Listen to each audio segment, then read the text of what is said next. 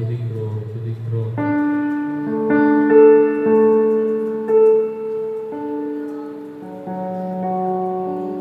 ஹல்லேலூயா ஹல்லேலூயா ஹல்லேலூயா. இதுவரை நடத்தின தேவன் அவர், நம்மை மட்டும் காத்தவர் அவர். ஹல்லேலூயா ஹல்லேலூயா. நம் போக்கையும் நம் வரத்தையும் நம் கைட்டு செய்கிற எல்லா வேலைகளும் நடக்கும்போது நம்மை காக்கிற தேவன் அவர். ஹல்லேலூயா ஹல்லேலூயா ஹல்லேலூயா. நம்ம மறந்து போன நேரங்களிலே அவர் நம்மை ஒரு நாள் மறக்காமல் இருந்தவர். ஆச்சரியமான பாதைகளிலே நம்மளை நடத்துகிற தேவன். ஹல்லேலூயா ஹல்லேலூயா ஹல்லேலூயா. நாம் பெற்றிருக்கிற இந்த ரட்சிப்பு விலையேற பெற்றது. எல்லாருக்கும் அது புரியாத ஒரு ரட்சிப்பா இருக்கிறது. எல்லாருக்கும் கிடைக்காத ஒரு நல்ல பங்கு நம்ம பெற்றிருக்கிறோம். தேவனுடைய சமூகத்தில் இருந்து கொண்டிருக்கிற நாம் ஆசீர்வதிக்கப்பட்டவர்கள், அவரால் தெரிந்து கொள்ளப்பட்டவர்கள். ஹல்லேலூயா ஹல்லேலூயா. அந்த விசுவாசத்தோடு நாம் ஒவ்வொரு நாளும் தேவனுடைய சமூகத்தில் வந்து நிற்கிறோம். ஆமென். ஸ்தோத்திரம் ஸ்தோத்திரம் ஸ்தோத்திரம் ஸ்தோத்திரம் ஸ்தோத்திரம். கருவில் நான் உருவான நாள் முதலா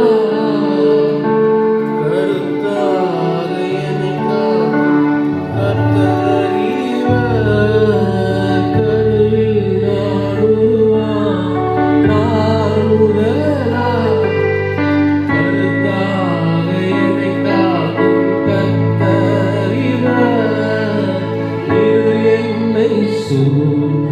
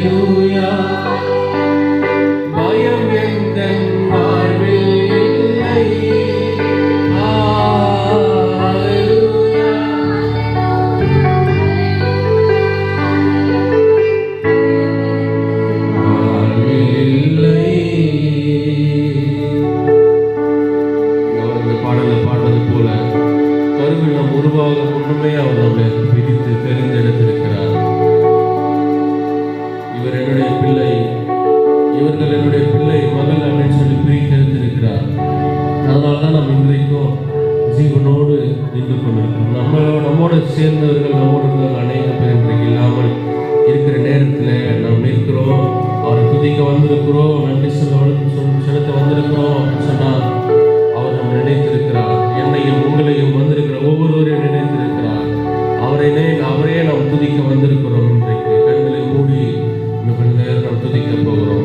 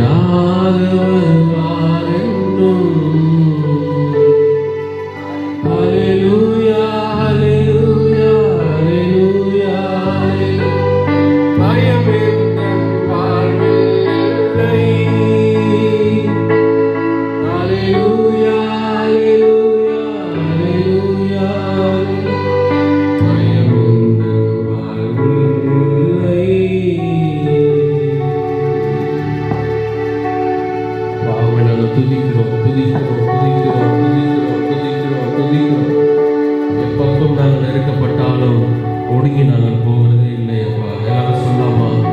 எவ்வளவோ பிரச்சனைகள் கர்த்தாவே, எவ்வளோ கஷ்டங்கள் வேதனைகள் கர்த்தாவே, பலவீனங்கள் எங்களை சூழ்ந்து கொண்ட போதும் கர்த்தாவே நீர் எங்களை ஒரு நாளும் கைவிட்டு போகவில்லை. எங்களுக்கு பிடித்த கையை என்னுடைய கையின் கரங்களை நீங்கள் விடாமல் எங்களை இம்மட்டும் பிடித்து கொண்டு வந்தீங்க தகப்பனே. நான் வாயில திறந்து சொல்லுவோமா? ஹல்லேலூயா ஹல்லேலூயா ஹல்லேலூயா. அன்றைக்கு பிடித்த கை, என்றைக்கு ரட்சிக்கப்பட்டோமோ, என்றைக்கு நான் ஞானஸ்நானம் எடுத்தோமோ, ஹல்லேலூயா,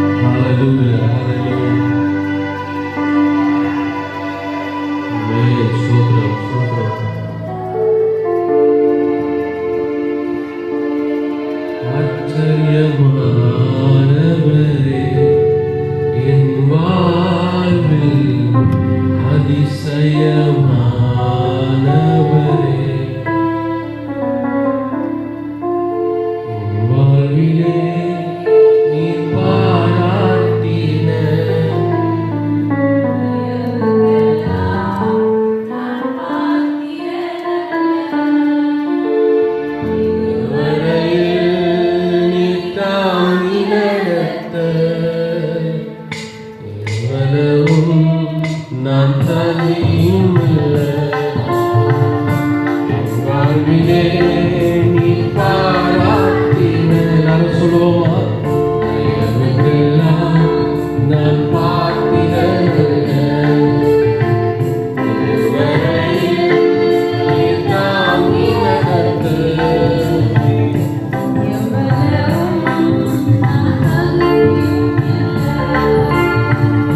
மாறாமலே உடனியும் நீ எல்லாரும் சேர்ந்து விலகாமலே என்னை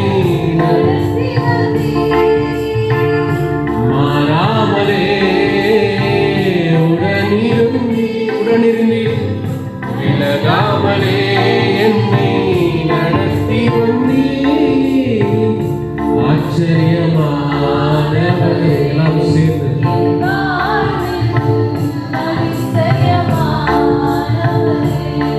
சொல்லமா?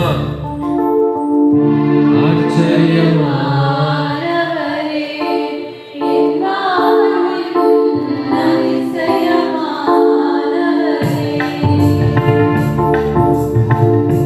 எதிர்பார்க்கும் முடிவுகளை என் வாழ்வில் அளிப்பவரே. எல்லாரும் சொல்லாமா? எதிர்பார்க்கிற முடிவுகளை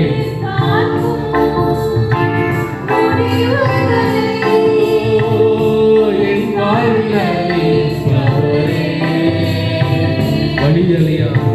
வழியலியா அலைந்த என்னை கண்டீரே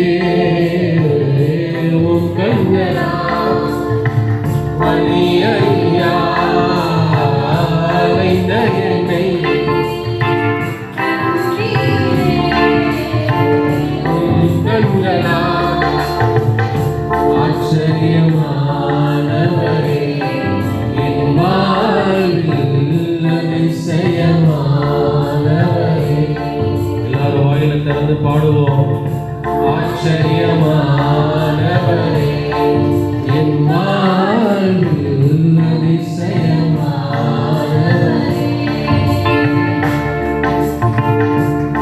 வாழ்விலே நீ பாராட்டின தயவுக்கெல்லாம் நான் பார்த்திருந்த இதுவரையில்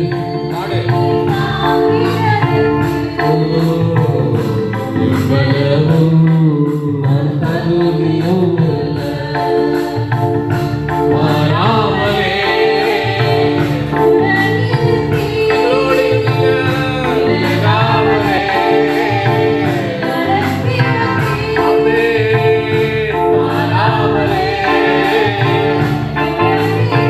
உள்ளத்தினாலத்திலிருந்து விலகாமலே என்னை நடத்தி வந்தீர்.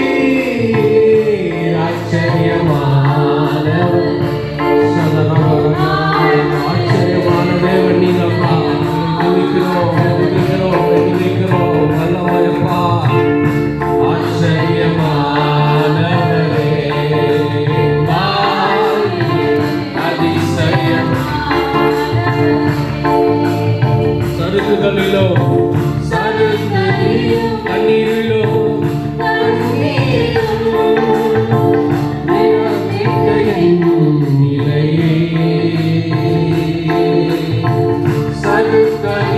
எல்லாரும் சொல்லமா?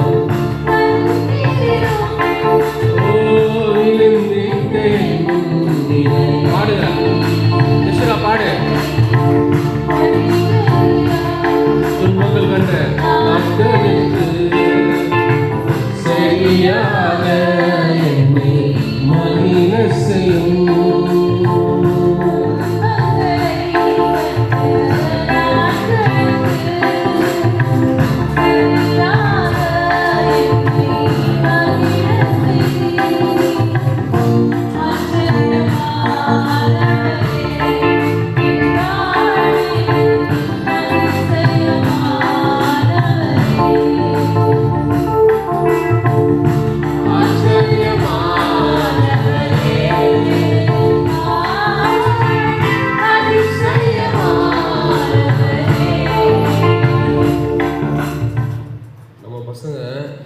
ரீல்ஸில் வர பாட்டெல்லாம் அப்படியே சூப்பராக சத்தமாக பாடுறாங்க. இன்றைக்கி சர்ச்சில் நீங்கள் வந்து என்ன பண்ணுறீங்க? பாட்டு தெரிஞ்ச பாட்டு தானே, யார் சத்தமே கேட்கலையே, சத்தம் கேட்கலையே, உங்கள் சத்தம் கேட்கலையே எனக்கு. பாடலாமா என்ன முறை? பாடலாமா?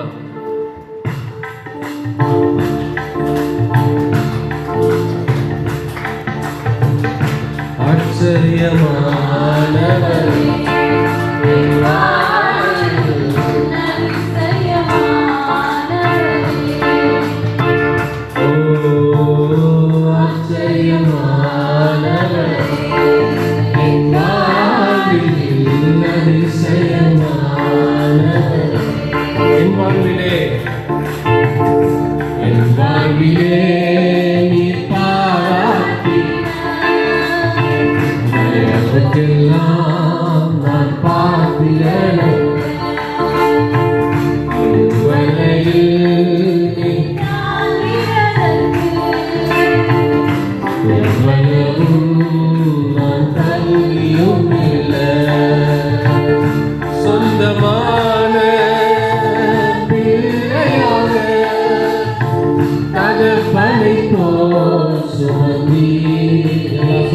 சொந்தமான பிள்ளை போல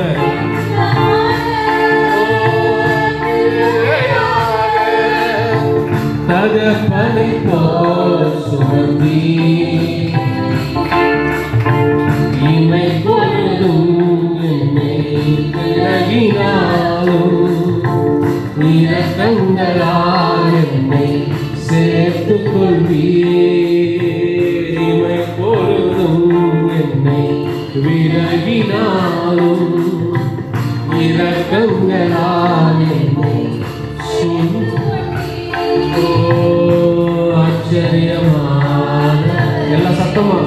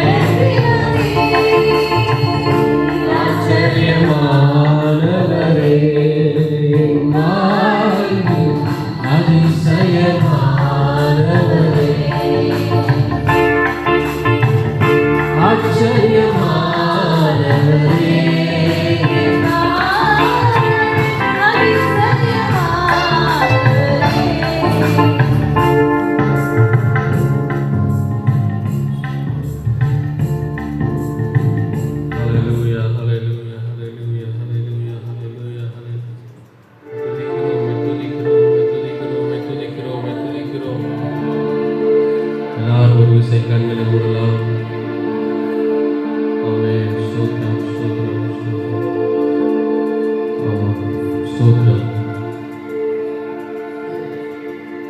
தேவன் நம்மை அவருடைய பிள்ளைகளாக மாற்றியிருக்கிறார். ஒரு பிள்ளை தகப்பனை தகப்பன் ஒரு தாய் எப்படி பிள்ளைகளை அரவணைத்து பார்க்கறது போல நம் பிள்ளைகளை எப்படி நாம் எப்படி சேவ் பண்ணுறோம், எப்படி பாதுகாக்கிறோம் அப்படின்றத விட 100 மடங்கு இல்லை 1000 மடங்கு அவர் நம்மளை பாதுகாக்கிற தேவனாக இருக்கிறார். நம்ம பிள்ளைகளை நம்ம என்ன தப்பு பண்ணாலும் அவங்கள தான் நம்ம அடுத்த எண்ணம் நம்ம மனசு எல்லாம் அவங்கள தான் தேடும். நம்ம பெற்ற பிள்ளைகளுக்கே அந்த மாதிரினா வசனம் சொல்லுது, ஒரு தாய் ஒரு தகப்பன் ஒரு பாலகனை மறந்தாலும் நான் உன்னை என்ன பண்ண மாட்டேன், மறந்து போகவே மாட்டேன். ஒரு தாய் உன்னை மறந்தாலும் நான் உன்னை மறந்து போகிறது இல்லைன்னு சொல்ற வசனத்தை நான் நம்புகிறோம். தேவன் அப்படிப்பட்ட தேவன். ஒரு நாளும் நம்மளை மறந்து கைவிட்டு போகிற தேவன் இல்லை. தாயினும் மேலான அன்பு வைத்தவர் அவர். ஹல்லேலூயா. நான் வந்திருக்கிற ஒவ்வொருத்தருக்கே சொல்ல விரும்புகிறேன், தாயின் மேலாய் தகப்பனிலும் மேலாய் நம்ம அன்பு வைத்திருக்கிறவர். அந்த விசுவாசம், அந்த நம்பிக்கை நம்மளே எப்பவுமே இருக்கணும். ஒருவேளை தாய் ஒருவேளை நம்ம திட்டிடலாம், தகப்பன் ஒருவேளை நம்மளை அடுத்து கூட விடலாம். தேவன் நம்மளை ஒரு நாளும் மறந்து போகிறவர் இல்லை. அவர் அன்பு காட்டுறவர். அவர் ஒரு நாளும் கைவிட்டு போகிறது இல்லை. ஒருவேளை தாயின் பாசம் மாறிடலாம், ஒரு பிள்ளைக்கு மேல இன்னொரு பிள்ளைக்கு மேல பாசம் மாறி போகலாம்.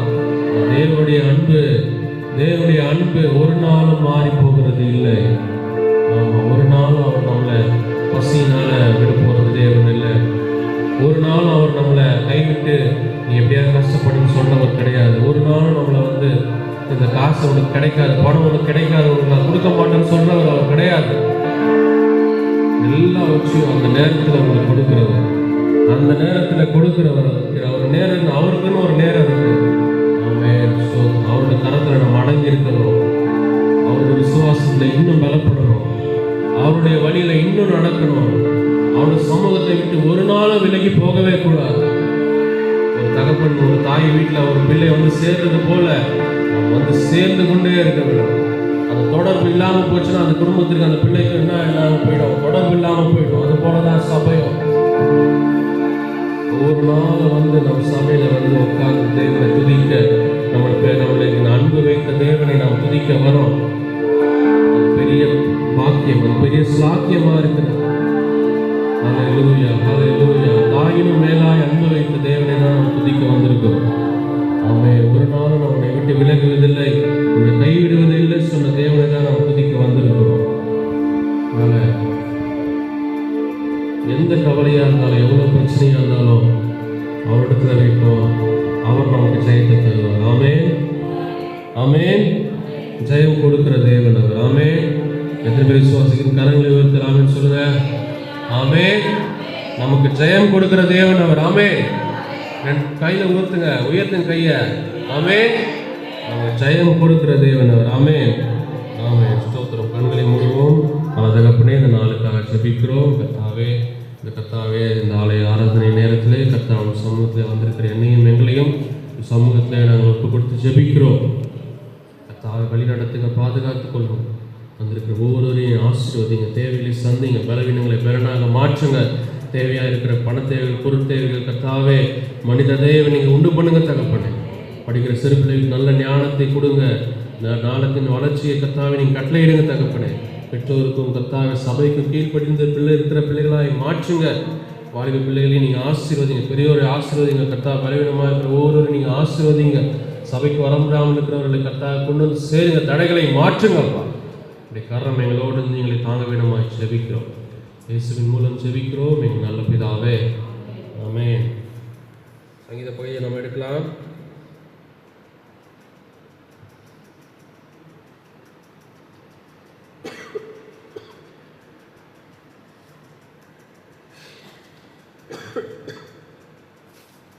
சங்கீதம் 11வது அதிகாரத்தை வாசிக்கலாம். சங்கீதம் 11, 676வது பக்கம்.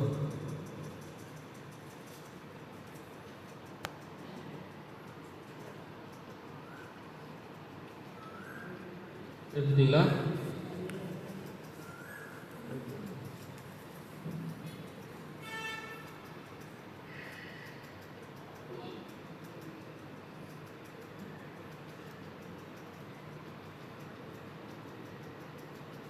நான் கர்த்தரை நம்பியிருக்கிறேன்,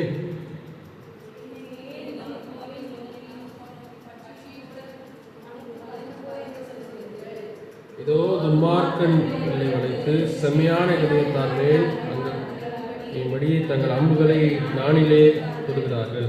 அஸ்திபாரங்களுக்கும் நிர்மூலமாகிறது. நீதிமான் என்ன செய்வான்? கர்த்தர் தம்முடைய பரிசுத்த ஆலயத்தில் இருக்கிறார். கர்த்தருடைய சிங்காசனம் பரலோகத்தில் இருக்கிறது. அவருடைய கண்கள் மனுபுத்திரரை பார்க்கிறது. அவருடைய இமைகள் அவருடைய சோதி தருகிறது. கர்த்தர் நீதிமானை சோதி தருகிறார். துன்மார்க்கனையும் கொடுமையின் தீயக்குள்ளவனையும் அவன் உள்ளம் இருக்கிறது. துன்மார்க்கன் மேல் கண்ணீரை வர்ஷிப்பு பண்ணுவார். அக்னியின் கண்டகமும் கடும் கர்த்தர் நீதி உள்ளவர், நீதியின் மேல் பிரியப்படுகிறார், அவருடைய முகம் செம்மையானவர்களை நோக்கி இருக்கிறது. ஆமென், ஆமென். ஸ்தோத்திரம். எப்படிப்பட்ட அதிகாரம் இது பாருங்க.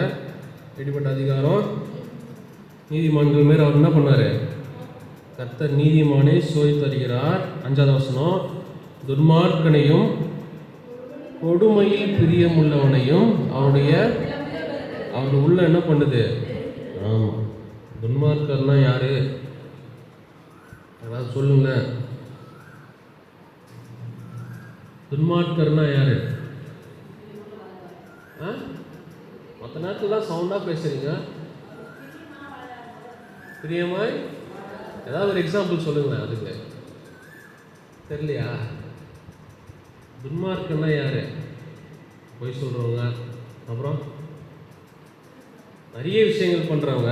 அவருக்கு எப்படி தேவன் எப்படி பண்றாரு? அவருடைய உள்ளத்துல வெறுக்கிறார். 7வது வசனம்,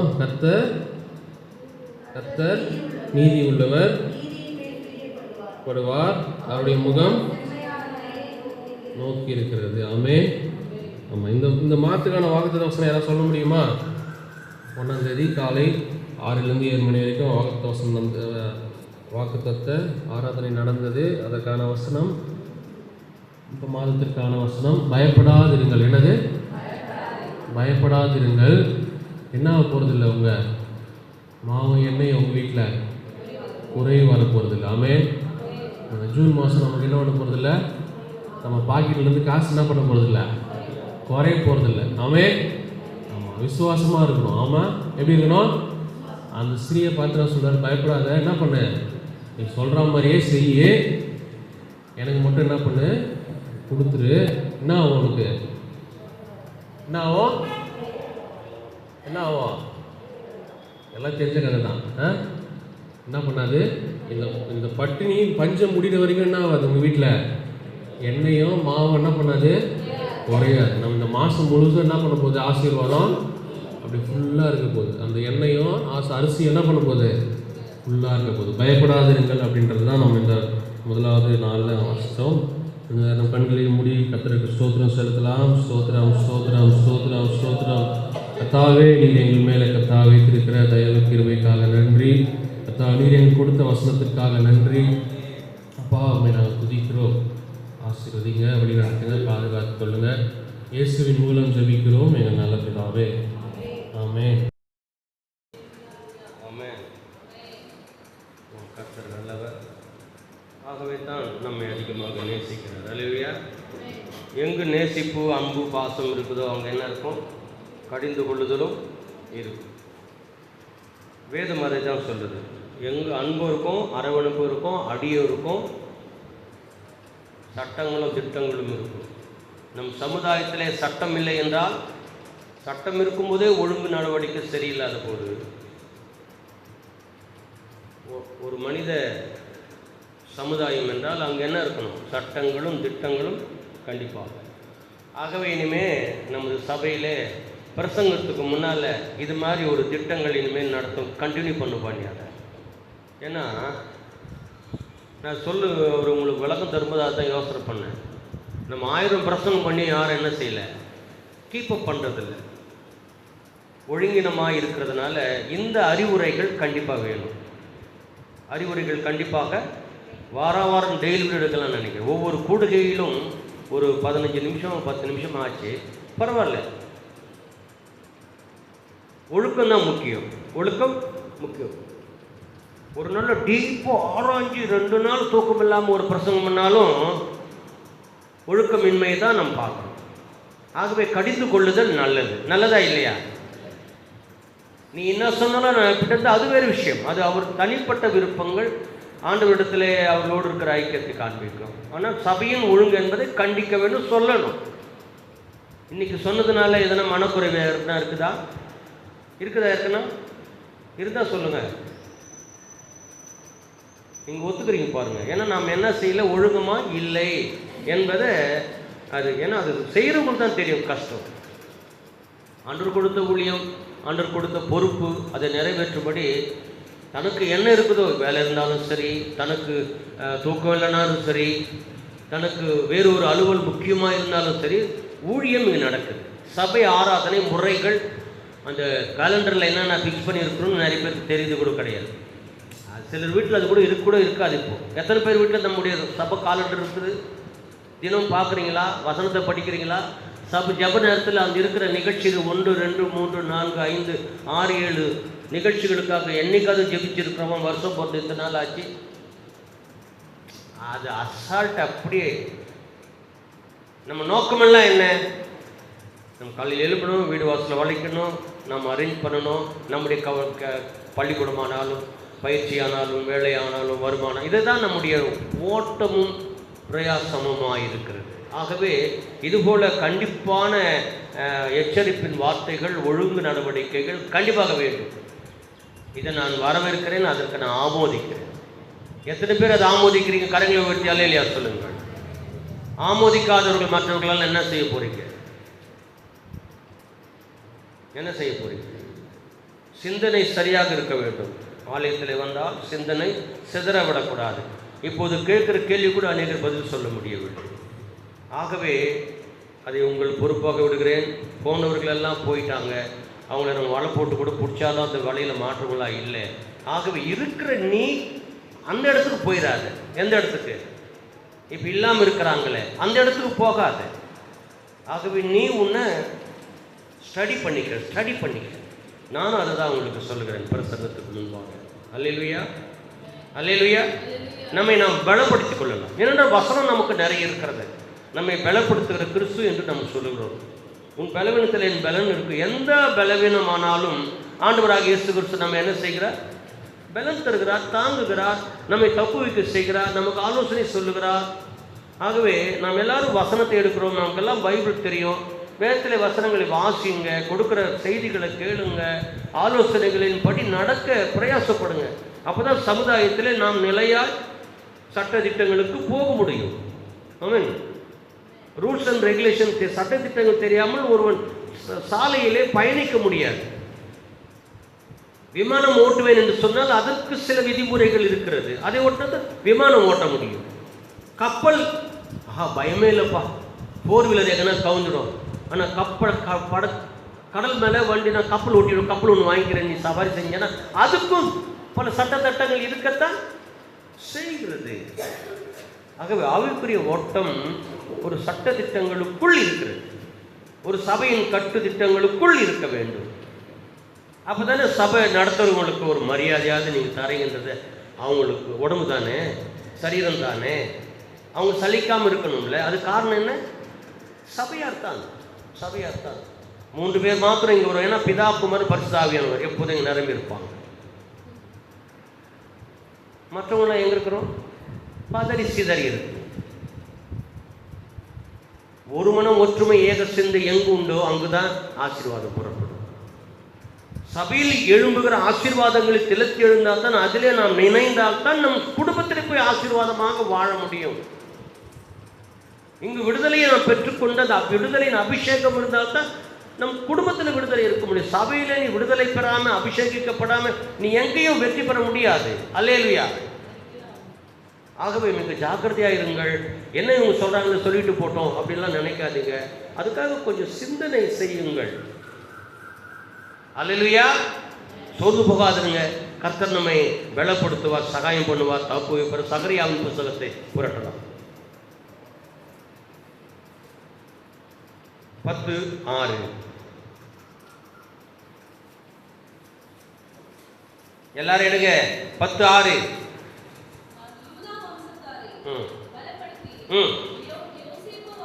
அவர் என்ன பண்ணுகிறார்? பலப்படுத்தி யோசேப்பின் வம்சத்தாரை ரட்சித்து. இப்ப ஆண்டவர் நம்ம என்ன செய்ய போறார் பாருங்க. நிலைக்கு பண்ண போறார். அல்லேலூயா. இப்போ சபைன்னா எப்படி இருக்கணுன்றதை நம்ம இப்போ கொஞ்சம் ரெண்டு பேரும் பேசுறதுல நீங்க புரிஞ்சுட்டு இருப்பீங்க. இப்போ நம்ம நிலைச்சிருக்கலாமா இனிமே? அல்லேலூயா சொல்லுங்க. அல்லேலூயா கூட சொல்ல மாட்டேங்க. இந்த அங்கி போட்டுக்கணும் பிரசங்க மண்டல சிஎஸ் சபை, அது இன்னைக்கு ஒரே எழுப்புதல் ஆயிடுச்சு. அவங்க சில பேர் சிஎஸ்சி சபையிலெல்லாம் பெயர் நாமதேய சபைகளில் பேசுகிறதெல்லாம் சில நேரத்தில் நான் கேட்டுமா நமக்கு வெக்கமாக இருக்குது. அப்படியே அவங்க சும்மா ஆவியில் நிரம்பி அல்லலியான்றாங்க எல்லா ஜனமும். எங்களை ஒரு நாள் நாங்கள் சிஎஸ்சிலேருந்து வளர்ந்தவங்க, ஆகவே அபிஷேகம் ஆவி வரங்கள் எல்லாம் வந்த பிறகு எழுப்புதல் ஆர்டர் கொடுத்துட்டு அங்கே போய் அல்லலியா சொன்னால் ஒவ்வொருத்தருக்கும் ஒரு ஆள் எழுந்து அடிக்கிறான். அல்லேலியா சொன்னேன். எங்கள் ஊர் சபையில் நாங்கள் வாங்கினேன் இதை சொல்கிறேன். அல்லேலியானா அடிப்பான், ஒவ்வொருத்தருக்கும் ஒருத்தன் அடிப்பான். ஒரு கை எழும்போம் இப்படி கையை தட்டி பாடணும்னா பள்ளியில் வச்சு கை பிடிக்கிறதுக்கு 2 பேர் வருவான் ஒவ்வொருத்தரையும். அந்த சபைகள் இன்னைக்கு என்ன தெரியுமா ஆயிடுச்சு, அல்லேலியான்னா சபையிலெல்லாம் அல்லேலியா கட்சி வரையும் சொல்கிறாங்க. போய் சிஎஸ்சி சபைகள் உட்காந்து கொஞ்ச நேரம் பாருங்களேன். நீங்கள் எல்லாத்தையும் கண்ட கரமாந்திரம்லாம் பார்க்குறீங்களா ஃபோனில், அப்படியே கொஞ்சம் பாருங்களேன். தென்னிந்திய திருச்சபைன்னு ஓப்பன் பண்ணி பாருங்களேன், சிஎஸ்சின்னு போட்டு பாருங்களேன். அதில் அந்த சபையில் அவங்க அங்கி கட்டின்னு சும்மா சட்டையின் தான் பிரசங்கம் பண்ணிட்டு போவாங்க. இப்போ அப்படி கிடையாது. அங்கே அல்லேலியா தோத்திரம் ஆர்சியில் கூட ரோமன் கத்தோலிக், அதுக்கு முன்னால் ஆர்சி இருந்தது. கத்தோலிக்கம் என்பது முதல், அதுக்கப்புறம் ப்ராட்டஸ்டன்ட், இது சிஎஸ்ஐ சிஎன்ஐ இது மாதிரி எல்லாம், அதுக்கப்புறம் இசிஐ, அதுக்கப்புறம் பெண்டிகோஸ்டல், நம்மெல்லாம் பெந்தகோஸ்டை அனுப்புவோம். அந்த முதல் துவங்கப்பட்ட காத்தலிக் கான்ஸ்டன்டைன் காலங்களில் துவக்கப்பட்ட ரோம ஆட்சியில் துவங்கப்பட்டது. அது எல்லாரும் ஒரே விதமாக போயிடுறாங்கன்னு ரோம ராஜ்யமே என்ன பண்ணுச்சு, இயேசுவை அவங்க வணங்க ஆரம்பிச்சுட்டு அப்படியே பாரம்பரியமாக அவங்களுக்குன்னு ஒரு பைபிளெல்லாம் எழுதிட்டாங்க காலங்களில். அவங்களே இன்னைக்கு என்ன பண்ணுறாங்கன்னா அல்லேலியா தோத்திரம் அபிஷேகம் ஆராதனைன்னு எழுப்பிட்டாங்க எல்லாரும். அப்படி இருக்கும்போது இன்னைக்கு அதுக்குன்னு அபிஷேகத்தினால எழுப்பப்பட்ட பெந்தகோஸ்து சபைகளில் எல்லாம் சைலண்ட். எப்படியே கடிந்து கொண்டாலும் கலிபுற வைத்தாலும் ஒரே நிலையில் இருக்கிற காட்சி இன்னைக்கு நம்முடைய பெந்தகோஸ்து சபையில் பார்க்குறோம். ஒரு அம்மா அந்த சிஎஸ்ஐ போதகர் ஒருத்தர் பேசுகிறாங்க. ஒரு காலத்தில் நாங்கள் நினச்சோம் பெந்தகோஸ்துனா ஒரே பயம், ஏன்னா அங்கே அபிஷேகம் இருக்கும், அங்கே அல்லேலியா இருக்கும், துதி ஸ்தோத்திரங்கள் இருக்கும், ஒரு பெரிய எழுப்புதலின் சபை. நம்ம தான் இந்த சட்டத்திட்டங்களுக்குள்ளே இருந்து இப்படியே சைலண்ட்டாக போகணுன்னு பார்த்தோம். ஆனால் நடக்குது என்ன தெரியுமா, இப்போ அங்கே அதெல்லாம் இல்லைன்றாங்க. அவங்க வெக்கமாக இருக்குது. என்ன அர்த்தம், அப்போ அவங்க கற்றுக்கிட்டாங்க, இப்போ அவங்க வந்துட்டாங்க, பெயர் தான் அவங்களுக்கு அப்படி. ஆனால் அவங்க பெந்தகோஸ்து முறைகளை அவங்க இப்போ கையாளுறோன்னு அவங்க பகிரங்கமாக சொல்கிறாங்க. அநேகம் சொல்கிறாங்க, ஒருத்தர் மாத்திரம் இல்லை. அந்த ஆவியின் அருள் மாறிய எல்லா இடங்களையுமே ஆண்டவர் இப்போ ஊத்தாருமே அவங்க வாங்கிட்டாங்க. அதை நம்ம என்ன செய்யும், அதை அப்படியே விட்டு கொடுத்துட்டோம். போ அவங்க போயிடும், நம்ம கொஞ்சம் ரிலாக்ஸாக இருக்கலாம் கொஞ்சம் காலம். அதனால் ஆண்டவர் என்ன சொல்கிறார் பாருங்க, என்ன படித்தோம், யூதாவின் வம்சத்தாரை கர்த்தர் என்ன செய்கிறார், அல்லேலூயா, பலப்படுத்துகிறார். உன்னை பலப்படுத்துகிற ஆண்டவர் உன்னோடு கூட இருக்கிறார். எதில் பலப்படுத்துவார், எதில் பலப்படுத்துவார், நல்ல சரீரத்தில் நல்ல சாப்பாடு, அருமையான சகல வஸ்துக்களும் அழகுபடுத்த, நம்மை மிக திறமசாலியாக்க, நல்ல வசதி வாய்ப்பெல்லாம் கொடுத்து அந்த குடும்பத்தை ஆண்டவர் நல்லா பலப்படுத்தி வச்சாரு. 4 பேர் சொல்கிற மாதிரி நம்ம அதுதானே விரும்புகிறோம்.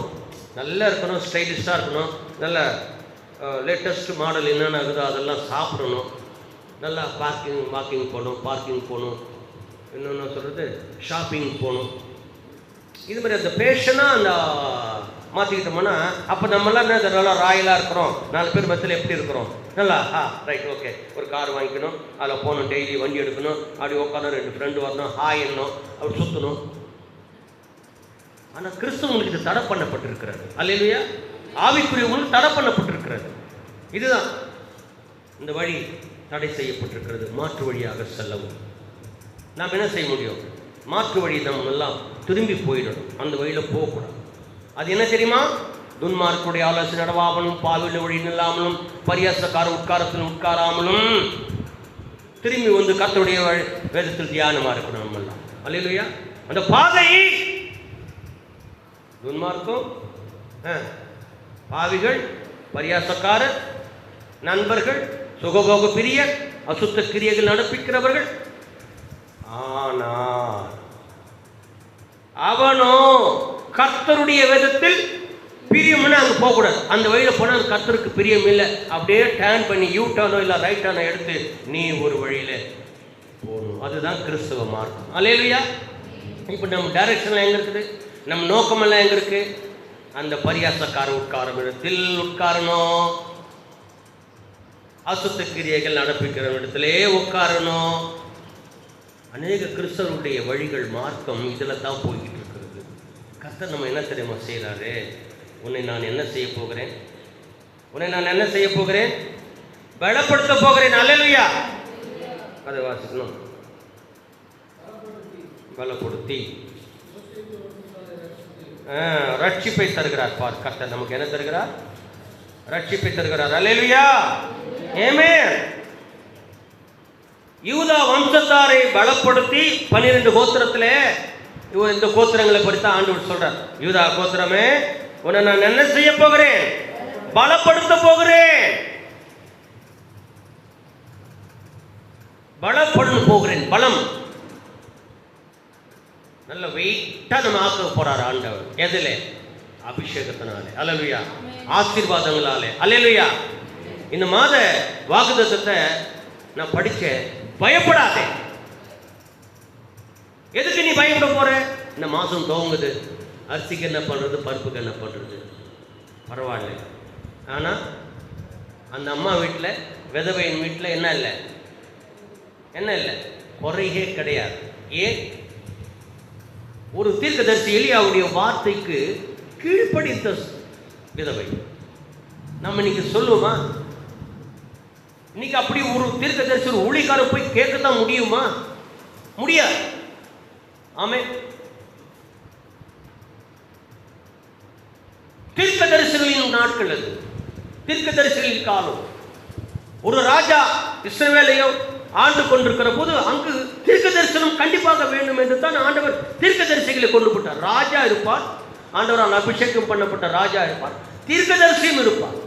தேவன் இப்படித்தான் தன்னுடைய பிள்ளைகளை இந்த பூமியிலே வகுத்து வைத்தார். தேவனுடைய ராஜ்யம் பரலோகத்தின் மேலே இருக்கிறது. இது தேவ ராஜ்யம். தேவன் ஒரு ராஜ்யத்தை ஸ்தாபனம் பண்ணி அதில் இஸ்ரவேல் ஜனங்களை குடியமர்த்தினார். இந்த தேவ ராஜ்யத்திலே தங்கி தாபரித்தார்கள். நாமும் இன்றைக்கு அதை தொடர்ந்து இருக்கிறோம். தேவராஜ்யத்திலே வாழ்கிற வாழ்க்கையிலே ஆண்டவர் நம்மை அருமையாக வைத்தார். பாருங்கள், முதலிலே ராஜ்யங்கள் தேசங்கள் வகுக்கப்படும் போது அந்நியர் தேசங்கள் இருந்தது உண்டு. ஆனால் பிரித்தெடுக்கப்பட்ட, அடிமையிலிருந்து மீட்கப்பட்ட, வழிநடத்தப்பட்டு அவர்களுக்கு பல அற்புத அடையாளங்களினாலே அவர்கள் ஷைன் பண்ணி ஆண்டவர் கொண்டு போய் வைத்த தேசத்திலே ராஜாவும் இருந்தார் ஆளுகைக்கு. அங்கே தீர்க்கனும் இருந்தார், தீர்க்கதரிசி எலியாவும் இருந்தார். அவர் போய் நடந்து கொண்ட ராஜாவே இன்னும் தேசத்திலே இப்படி இருக்கிறது. எதிர் தேசத்தான் நம்மை எதிர்த்து வரான் என்றால் ராஜா இங்கே இருந்து தான் கர்த்தரோடு பேசிக் கொண்டிருப்பார். தீர்க்கன் தான் போய் என்ன சொன்ன இந்த ராஜாவுக்கு, ராஜாவே நீ இஸ்ரவேலுக்கு விரோதமா நீ இடம்பெற, நீ சரியா இல்லைன்னா நீ செத்தே போவே. யார் சொல்லுவாரு? ராஜா பேச மாட்டார். தேசத்திலே தேவ பிள்ளைகள் வாழுகிற அந்த அழகாய் ஆண்டவர் அமைத்து கொடுத்த தேசத்திலே ராஜா தன் சிங்காசனத்தில் இருந்து தேசத்தை கண்காணித்துக் கொண்டிருப்பார். ஆனால் தேசத்திலே உலாவி வருகிறது யார் தெரியுமா? தீர்க்கதரிசிகள். இவர்கள் வந்துதான் நம்ம ஆண்டவருடைய வார்த்தைகளை ராஜாவிடத்தில் சொல்லுவார்கள். ஆண்டவராகிய தேவன் என்ன சொன்னாரோ போய் எதிர் தேசத்திலே போய், ராஜா நீ செத்து போறீங்க. அப்படியே செத்தா நிறைய பேர், நிறைய எதிர் ராஜாக்கள் இஸ்ரவேலுக்கு விரோதமாக, தேசத்திற்கு யூதாவுக்கும் எருசலேமுக்கும் விரோதமாக எழுப்பி வந்த அநேக ராஜாக்கள் மரித்திருக்கிறார்கள். இவன் போய் சொன்ன உடனே அப்படியே சாய்ந்து மரித்தவன் உண்டு. மக்கள் எல்லாம் அந்த தேசத்திலே அலறி இருக்கிறார்கள். தீர்க்கன் இல்லாமல் தேசம் கிடையாது. ஆமென். எச்சரிப்பு இல்லாமல் சபை கிடையாது, தேசமே கிடையாது. தீர்க்க தரிசனம் இல்லாத இடத்தில் ஜனங்கள் என்ன பண்ணுவார்கள்? அல்லோலோ குள்ளோலோ பட்டு போயிடுவாங்க. காலரா வந்துச்சு. நாங்கள் சிறுவராக இருக்கிற போது வாரிக்கிட்டு போச்சு ஜனத்தை. சில சரித்திரங்களை படித்தா கொள்ளை நோய் காலங்களை எடுத்து நம்ம படித்து பார்த்தோம்னா முக்காலங்கள் நடந்ததெல்லாம் மனுஷனா இல்லை, அங்கங்கே செத்து நாற்றம் எடுத்து போன காலங்கள் உண்டு. பல வியாதிகள் பரவி வந்து மக்களை அப்படி அழித்து போட்டது. அல்லேலூயா. அதன் பிறகு பஞ்சம் வரும், மக்கள் திண்டாடுவார்கள். ஆகாரத்துக்கு ஒரு பிடி சாப்பாட்டுக்கும் ஒரு துளி தண்ணிக்கும் அப்படி. ஒரு குடும்பம் என்றால் குடும்பத்திலே கண்டிப்பு இருக்கணும். அதான் தீர்க்க தரிசனம். ஒரு சபையில தீர்க்க தரிசனம் இருக்கணும், தீர்க்க தரிசன வசனம் போதிக்கப்படணும். கண்டிப்பு பிரசங்கம் எங்குமே கிடையாது, ஜாலியா இருக்கணும். நம்ம சபையில பார்த்தா ஆசீர்வாதம் குறைதான், அதுக்கு தான் ஆசீர்வாதத்தின் பிளஸிங் ஆசீர்வாத கூட்டம்னு வச்சு அன்னைக்கு மாத்திரம் எதனா ஒரு ஆசீர்வாதத்தை சொல்லி விடலாம் மக்களுக்கு. சில இடங்களில் எதிர்ப்பே கிடையாது, கண்டிப்பு உணர்த்துதலே கிடையாது. இன்னைக்கு மகன் எடுத்த சப்ஜெக்ட் நல்ல சப்ஜெக்ட் நான் நினைக்கிறேன். நீங்களா என்ன நினைக்கிறீங்க? கெட்ட சப்ஜெக்ட் எத்தனை பேர் சொல்லுங்க? அல்லேலூயா சொல்லுங்க. கண்டிப்பு இருக்கணும், தீர்க்க தரிசனம் இருக்கணும். தீர்க்க தரிசனம் என்ன ஐயா பிரசவம் மட்டுமா தீர்க்க தரிசனம் உரைக்க மாட்டேன்றாரு, எப்படி அதுன்னு கேட்கலாம். இப்போ வந்து சொன்னார் இல்லை காலையில், அதான் எச்சரிப்பு. தீர்க்கன்னா என்ன சொல்லுவான்? டேய் நீ என்ன பண்ற, நீ சரியா இருக்கு, இல்லைன்னா அவ்வளோதான் மாட்டி விட்டுருவேன். அதான் எச்சரிப்பு, தீர்க்க தரிசனம். ஒரு சபையில பிரசங்கம் என்ன பிரசங்கம் இருக்கணும்? எச்சரிப்பு. தீர்க்க தரிசி என்ன சொல்லியிருக்கிறோ அது இருக்கணும். ஏன் இஸ்ரவேலே, என் யூதாவே, ஏன் பென்யமீனே, உனக்கெல்லாம் என்னது இப்படி தானே, இப்படி தானே, இந்த கதைலாம் நீ செஞ்சான தானே நீ ஆசீர்வதிக்கப்படுவேன், இல்லைன்னா என்ன பண்ண முடியாது. அதே மாதிரி வீடுன்னா பிள்ளைகளுக்கு எப்போதும் ஆசீர்வாதத்தையே பிள்ளைகளுக்கு கொடுக்கக்கூடாது, எப்போதும் திருப்தியே கொடுக்கக்கூடாது. அங்கு தீர்க்கம் இருக்க வேண்டும். தீர்க்கம் என்றால் தீர்க்கமர தீர்த்து வைக்கப்படும் ஆலோசனை அறிவுரை. அல்லேலூயா, ஆமென். பள்ளிக்கூடம் நடந்துக்கிட்டு போறதே கிடையாது. வருஷத்துல ஒரு நாளைக்கு நான் ஒண்ணுக்கு பண்ணிக்குவோம். ஒரு மாசத்துக்கு முன்னாலே சொல்லுவாங்க, ஹே இன்னைக்கு இன்ஸ்பெக்ஷன் வரும்போது நீங்களாம் என்ன பண்ணுங்க, அவன் சரியா டீசெண்டாக தலைவாரி ஒழுங்காக புத்தகம் நோட்லாம் எடுத்துக்கிட்டு கரெக்டாக கால் ஷீட்லாம் ஒழுங்காக போட்டுக்கிட்டு எல்லாம் வந்து லைனாக உட்காரணும், கரெக்டாக இருக்கணும். இன்ஸ்பெக்டரான நமக்கு இன்னும் டிஓ ஆஃபீஸ்லேருந்து ஒருத்தர் வருவார். இப்போ இந்த காலத்தில் அதெல்லாம் கிடையாது. அந்த மரியாதைக்கு காலங்க தான் பசங்க கெட்டு போகிறாங்க, பள்ளிக்கூட பசங்க. அந்த ஒரு நாளுக்கு நாங்கள் அலறுவோம் பாரு. நீங்கள் படித்து எலிமெண்ட்டில் படிச்ச சிஎஸ்சி ஸ்கூலில் எங்கள் ஊரில் அந்த பள்ளிக்கூடத்தில் இன்ஸ்பெக்டர் வராட்டா போதும். இன்ஸ்பெக்ஷன் டேன்னா இன்னைக்கு நிறைய டீச்சர்ஸ்க்கு இருக்குதாம்மா, இப்போ இன்ஸ்பெக்ஷன் இருக்குதான். ஒன்று கடிப்பு நாங்கள்லாம், உங்களுக்கு தெரியாது. உங்களுக்கெல்லாம் எத்தனை பேருக்கு தெரியுமே தெரியாது. நாங்கள்லாம் சும்மா அப்படியே அலறுவோம். எதனா ஒரு கேள்வி எங்களை கேட்டு வச்சு வாங்கினா அவர் கேட்டு போடுவார், நாங்கள் சொல்லாமல் இருப்போம். ஆனால் மறுநாள் தான் கல்யாணம் எங்களுக்கு வைப்பாங்க வாஜாருங்க. நான் உங்களுக்கு எவ்வளோ சொன்னேன், எவ்வளோ புத்துமதியை சொன்னேன், என் மானத்தை நான் காப்பாற்றலை, நீங்கள் அறிவு கிட்டா எங்களுக்கு ஏறா பெஞ்சு பண்ணணுவாங்க. இவ்வளோ ஹைட்டில் போய் ஏறினீங்கன்னா வருவான் பாரு, தொடனால வைப்பாங்க. பல்லாக்கு அவங்க பொன்னாடி சாண்டியெல்லாம் போனாங்க எங்களாண்ட காட்டி. அல்லேலூயா. இன்ஸ்பெக்ஷன் நடக்கணும் பள்ளிக்கூடத்தில். அலருவான் வாத்தியாரியெல்லாம் என்ன சும்மா ஸ்டைலிஸ்ட் மைலிஸ்ட் எல்லாம் தூக்கி அடிப்பாங்க. அன்னைக்கு வர்றான்னு அவங்க சும்மா பயந்துக்குன்னு வருவாங்க. கிளாஸில் வந்து போகிறாங்க. இன்ஸ்பெக்டர் வந்தாங்க, எச்சம் அவங்க மோதினாங்கலாம் போதும். இங்கே எங்கப்போ தட தட தடன்னு எல்லாருக்கும் முட்டிக்காலெல்லாம் நடுங்கும். வச்சு விளாசுவோம். ஹேய் ஹேய் எங்களை கடிப்பாங்க. அங்கே வாசலில் பார்த்துக்கிட்டு அந்த கிளாஸ் போயிட்டாரா, அந்த கிளாஸ் போயிட்டாரா, யாரு இன்ஸ்பெக்டர் அந்த கிளாஸ் போயிட்டாரு. நம்ம கொஞ்ச நேரம் ஹேய் இந்த கேள்வி கேட்பறா, இந்த கேள்வி கேட்பறேன். நல்ல பசங்க எல்லாம் நல்லா பிரில்லியண்டாக இருக்கிற பசங்க உஷாராக இருக்க. டேய் ஏய் நீ எதுவும் வாய் தரக்காத, நீ தான் சொல்லணும் போது டக்குன்னு. அவர் யாருன்னா கூப்பிட்டு கேட்டுட்டு போறாருன்னு பட்டு சொல்லிட்டோம். இன்ஸ்பெக்ஷன் டேன்னா அப்படி அலறோம் நாங்கள்லாம். அன்னைக்கு சாப்பிடவும் முடியாது, வீட்டில் கிளம்புறதும் சீக்கிரம் கிளம்பிடுவோம். அல்லேலூயா. தீர்க்கம் இருக்கணுமா, வீடானாலும் சரி சபையானாலும் சரி. அதனால ரெகுலராக சில நேரங்களில் கொடுத்துறது. ஆசீர்வாதமாக இருங்கள், செழிப்பாக இருங்கள், நன்றா இருங்களும். அதிகமாக நான் பேசியிருக்க மாட்டேன். எப்படா பார்த்துருக்கீங்களா என் வாயில் இந்த வார்த்தையை? கஷ்டம் வராது. ஏதாவது இதெல்லாம் பண்ண அப்படிலாம் வந்துடும், ஜாக்கிரதையாக தான் போகிறது. தீர்க்கம் இருக்க வேண்டும்.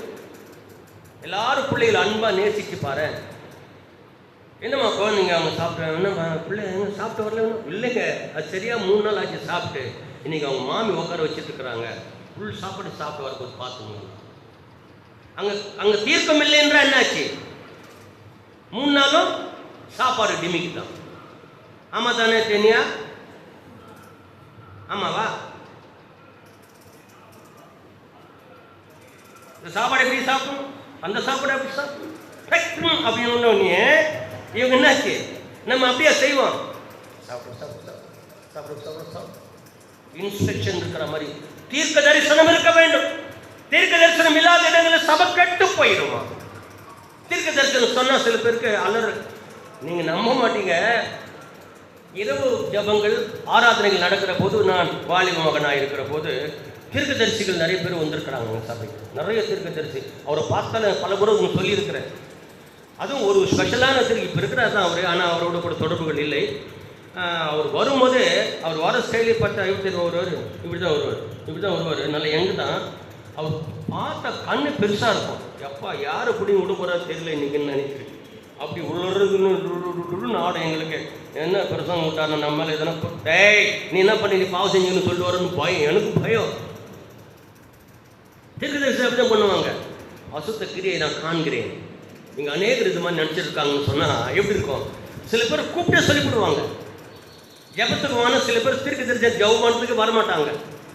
உங்களுக்கு அந்த அனுபவம் இருக்காது. தீர்க்கதரிசிகள் வந்து இங்கே இருந்துட்டாங்கன்னா போதும், அசுத்த அவங்களுக்காக ஜெபம் பண்ணுவாங்க. மற்றவங்களாம் ஜெபம் பண்ணுவது அவங்களை பற்றி அப்படியே பச்சையாக சொல்லிட்டு போடுவாங்க. இருக்கிறதெல்லாம் செத்தா மகன், அவங்க அப்பா அம்மா வீட்டில் கொண்டு போய் பெரம்பல் அடிப்பாங்க. பெற்றோர் உஷாராக பார்த்துக்கிட்டே இருப்பாங்க. என் பிள்ளைக்கு என்ன பிரசங்கம், என்ன தீர்க்க தரிசனம் சொல்கிறாங்க குறி கேட்குற கதை தான். நம்ம அதுக்கு பதில் தானே போய் நமக்கு பிள்ளை கல்யாணமோ அவங்களுக்கு கல்யாணமோ குறி போய் ஜாதகம் பார்க்குறோம். அந்த ஜாதகம் சபையிலே இருக்கணுமா? அல்லையா? இது வந்து சும்மா படிச்சுட்டு அப்படியே மேற்படிச்சு வச்சுட்டு ஒரு யோசனை செய்வோம் ஆளை பார்த்துட்டு, அப்படி கிடையாது. சில பேர் குடும்ப கதையெல்லாம் கற்றுன்னு வந்தீங்க சில இடத்துல பண்ணுவாங்க. அப்படி கிடையாது. ஆண்டவர் நேரடியாக தன் தீர்க்கதரிசியை கொடுத்து பேச வைப்பார். அல்லையா?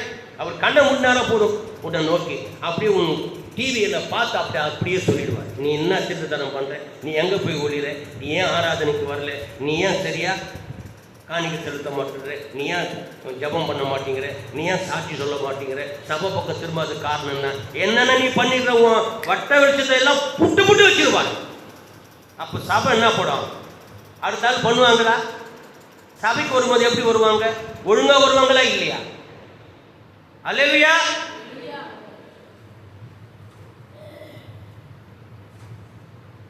நேற்றெல்லாம் என் பிரயாணம் பண்ணிட்டு வந்துட்டு இருக்க தூரம், அப்போது வண்டி ஓட்டு வரும்போது எனக்கு ஒரு செல்லம் என்ற ஒரு பாஸ்டர் தெரியும். ஐபிசியில் இருந்தார். துவக்க நாட்களிலே எங்களோடு கூட நிறைய இருந்தவர். அவர் தான் இந்த ஏரியாவுக்கு தமிழ்நாடு ஹெட் பிரசிடென்ட். ரொம்ப நல்ல தாழ்மையான நாகர்கோயில் போதர், அருமையான மனுஷன். அவரே நினச்சிட்டு வந்தேன், ஏன்னு தெரியல. ரொம்ப நல்ல அன்பு, உயரமாக இருப்பார். ரொம்ப அருமையான சகோதரர். கருணபாய் அம்மா விளையாட அவங்களோட ரிலேஷன்ஷிப்பில் வருவார். அவர் ரொம்ப நல்ல தகப்பு. அவரே எனக்கு நினச்சிட்டு வந்தேன். ஒரு கோபமாக கூட வார்த்தைகளை பேசி போட்டார். அவரே நினச்சிருக்கிற சில கடிந்து நடத்தினவர்கள், நீ ஆவில நிரப்பிட்டா அவன் ஆவில நிரம்புன்னு சொல்லுவாங்க. ஜப நடத்திட்டு இருந்தார். ஒரு நாள் பகல் ஜப நேரம் வச்சான். 3 மாதத்துக்கு ஒரு முறை, 6 மாதத்துக்கு ஒரு முறை சபைகளெல்லாம் ஒன்றா கூட்டி ஒரே அபிஷேக ஆராதனை வைப்பாங்க. இந்த காலத்தில் இல்லை. மகன் வந்ததுக்கு காரணம் என்ன? ஒரு மணி நேரம் ஜபத்துக்கு யாரும் வர மாட்டேங்கிறீங்களே. அல்லேலூயா. 1 மணி நேரம் ஜபத்துக்கோ ஒழுங்காய் நடக்கிற ஒரு ஆராதனைக்கோ வருவது நமக்கு ரொம்ப கடினம். ஆனால் ஆண்டவராகிய தேவன் 7ஆம் நாள் நமக்கு அவருடைய சமூகத்தில் இருப்பது தான் 24 hours கொடுத்திருக்கிறார். ஆனால் நாம் என்ன செய்வதில்லை. அந்த நாளில் 24 மணி நேரத்தில் அந்த நாளுக்கு வேண்டிய தசம பாகமாகிய 2 மணி நேரத்தில் எத்தனை நிமிஷம்? 2 மணி நேரம் வச்சுக்கோ. அதை கூட நம்மளால் தர முடியலன்னா ஒரு வாரம் மூலம் எத்தனை மணி நேரம் ஆண்டருக்கு தரணும்? அதனால தானே ஆண்டவர் கணக்கு போட்டு ஒரு நாளே வகுத்துட்டாரு. 6 நாள் உனக்கு, ஒரு நாள் எனக்கு. அல்லேலூயா. அதையும் மீறக்கூடாது. அல்லேலூயா. காலகட்டங்கள் என்றைக்கு கொரோனா காலம் வந்து நம்ம எல்லாம் ஒரே டம்ப் பண்ணிச்சோ, அன்னிலேருந்து எல்லாமே விடுதலை தான். எல்லா இடங்களிலும் திறப்பு இருக்கிறது. எல்லா இடங்களையும் எந்நேரமும் வேலை செய்யலாம். இதெல்லாம் கவர்மெண்ட்டும் ஒத்துழைக்கிறதுக்கு செய்யலாம், தப்பு இல்லை. ஆனால் சில வீடுகள் இருந்துக்கிட்டே என்ன செய்வாங்க? நம் நேரங்களை கர்த்தருக்கு கொடுக்காது. ஆண்டவர் உனக்கு என்ன செய்கிறார்? நான் உன்னை என்ன பண்ணுவேன்? பலப்படுத்துவேன். அல்லேலூயா. ஆமென். 2 நாளாகமத்தின் புஸ்தகம் 27:6.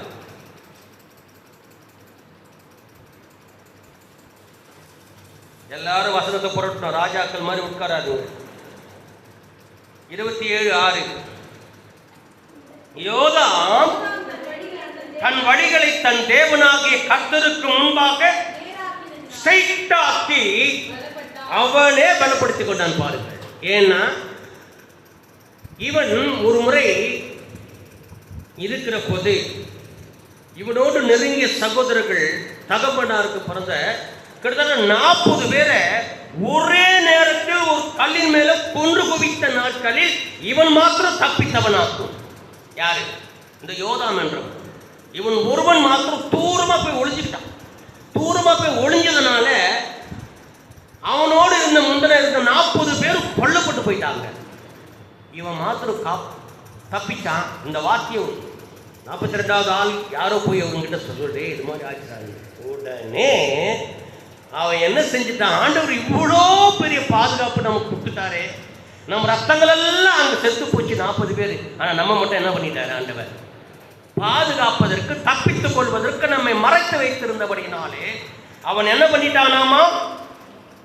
அவன் தன்னுடைய வழிகளை தேவனுக்கு முன்பாக நேராக்கி வைத்தார். நேராக்கி வைத்து தன்னை பலப்படுத்திக் கொண்டான். அல்லேலூயா. அநேகர் அடிக்கிறார்கள், அநேகர் அடிப்படுகிறார்கள், அநேகர் காயப்படுகிறார்கள், அநேகர் மருத்துவமனையிலே படுத்துக் கொண்டிருக்கிறார்கள். ஆனால் நம்மை ஆண்டவர் தப்பிக்க வைத்திருக்கிறார். அல்லேலூயா. அதை நினைச்சு பார்த்துருக்கீங்களா? நம்ம வயதுக்கு என்ன கூட படிச்சவங்க அநேகர் இறந்துருக்கிறாங்க. என் வயசுல இருக்கும் அநேகர் ரட்சிக்கப்படாமல் இருக்கிறாங்க. என்னோடு கூட நண்பராய் பழகினவர்கள் பேச்சுறவர்கள் இன்னைக்கு பலவீனங்களிலும் கஷ்டங்களிலும் இருக்கிறாங்க. ஆனால் ஆண்டவர் நம் ஜீவனை வைத்திருக்கிறாரே. இந்த யோதாமுடைய ஜீவன் காக்கப்பட்டு இருக்கிறதே. அதுக்கு மேல நீங்க புடிச்சுக்கிட்டு போய் படிங்க. அந்த இடத்துல அப்படியே ஒரு ஏதாகிலும் ஒரு கல்ல ஒரு பேப்பரை வச்சு மறைச்சு அதை போட்டு வீட்டில் கொண்டு படிச்சு பாருங்க. என்ன ஆச்சு? 40 பேரை கொண்டு இருக்கிறாங்க. இவன் மாத்திரம் போய் ஒளிஞ்சிருந்தான். ஒழிக்கும்படி ஒரு தைரியம் வந்துச்சு. பதுங்கி இருந்தான், பாதுகாக்கப்பட்டான். அதை உணர்ந்தான். கர்த்தருக்கு முன்பாக அவன் என்ன செய்கிறான்? தன் வழிகளை நேராக மாற்றி பலப்பட்டான். அல்லேலூயா. பாருங்க, நமக்கெல்லாம் நம்ம நினைக்கிற மாதிரி பாக்குற மாதிரி நடக்கலன்னு தான் நம்ம நினைக்கிறோம். இல்லை, கர்த்தரை எவ்வளவு நீ அறியக்கூடாதுன்னு தான் ஒண்ணு கூட நீ கண்களுக்கு முன்னாக வராம தெரிப்புண்டு போக பண்ணியிருக்கிற. அப்ப நம்ம என்ன செய்யணும்? ஆட்டோமேட்டிக்காக நாமே நம்மை பலப்படுத்திக் கொள்ள முடியும். எப்பொழுது? நம்முடைய வழிகளை எல்லாம் கர்த்தருக்கு நேராக மாற்றும் போது. அல்லேலூயா சொல்லுவோம். ஆமென். நம்முடைய வழிகளை நாம் என்ன செய்ய முடியும்? நேராக மாற்ற முடியும். யாருக்கும் மாற்ற முடியாது என்ற ஒரு சட்டமே கிடையாது. எல்லாராலும் தங்கள் வழியை நேராக்கலாம். ஒவ்வொருவரும் தேவ சமூகத்தில் தன் வாழ்க்கையை ஒப்பு கொடுத்தது. இதுவரை போனது போட்டோம். அல்லேலூயா. ஆகவே தான் முதல் நம்ம கீவேர்டில் படிச்சது மாதிரி அவர் என்ன செய்கிறார்? அவர் யூதா வம்சத்தாரை பலப்படுத்தி யோசேப்பின் வம்சத்தாரை ரட்சிப்பை கொடுத்து அவர்களை என்ன பண்றார்? அந்த மனுஷன் நிலை நிறுத்துகிறார். அல்லேலூயா. தாம் பிள்ளைகளை அவர் நிலை நிறுத்துவாராம். எதிலே? பலப்படுத்துவாரு, ரட்சிப்பை கொடுப்பார். பலப்படுத்துகிற ஆண்டவர் உன்னோடு கூட இருக்கிறபடியினால் நீ என்ன செய்யலாம்? அல்லேலூயா. பலப்படலாம். எபேசியரின் நிருபத்துக்கு புறப்படலாம். 3ஆம் அதிகாரத்தின் 16ஆம் வசனம். எபேசியர் 3.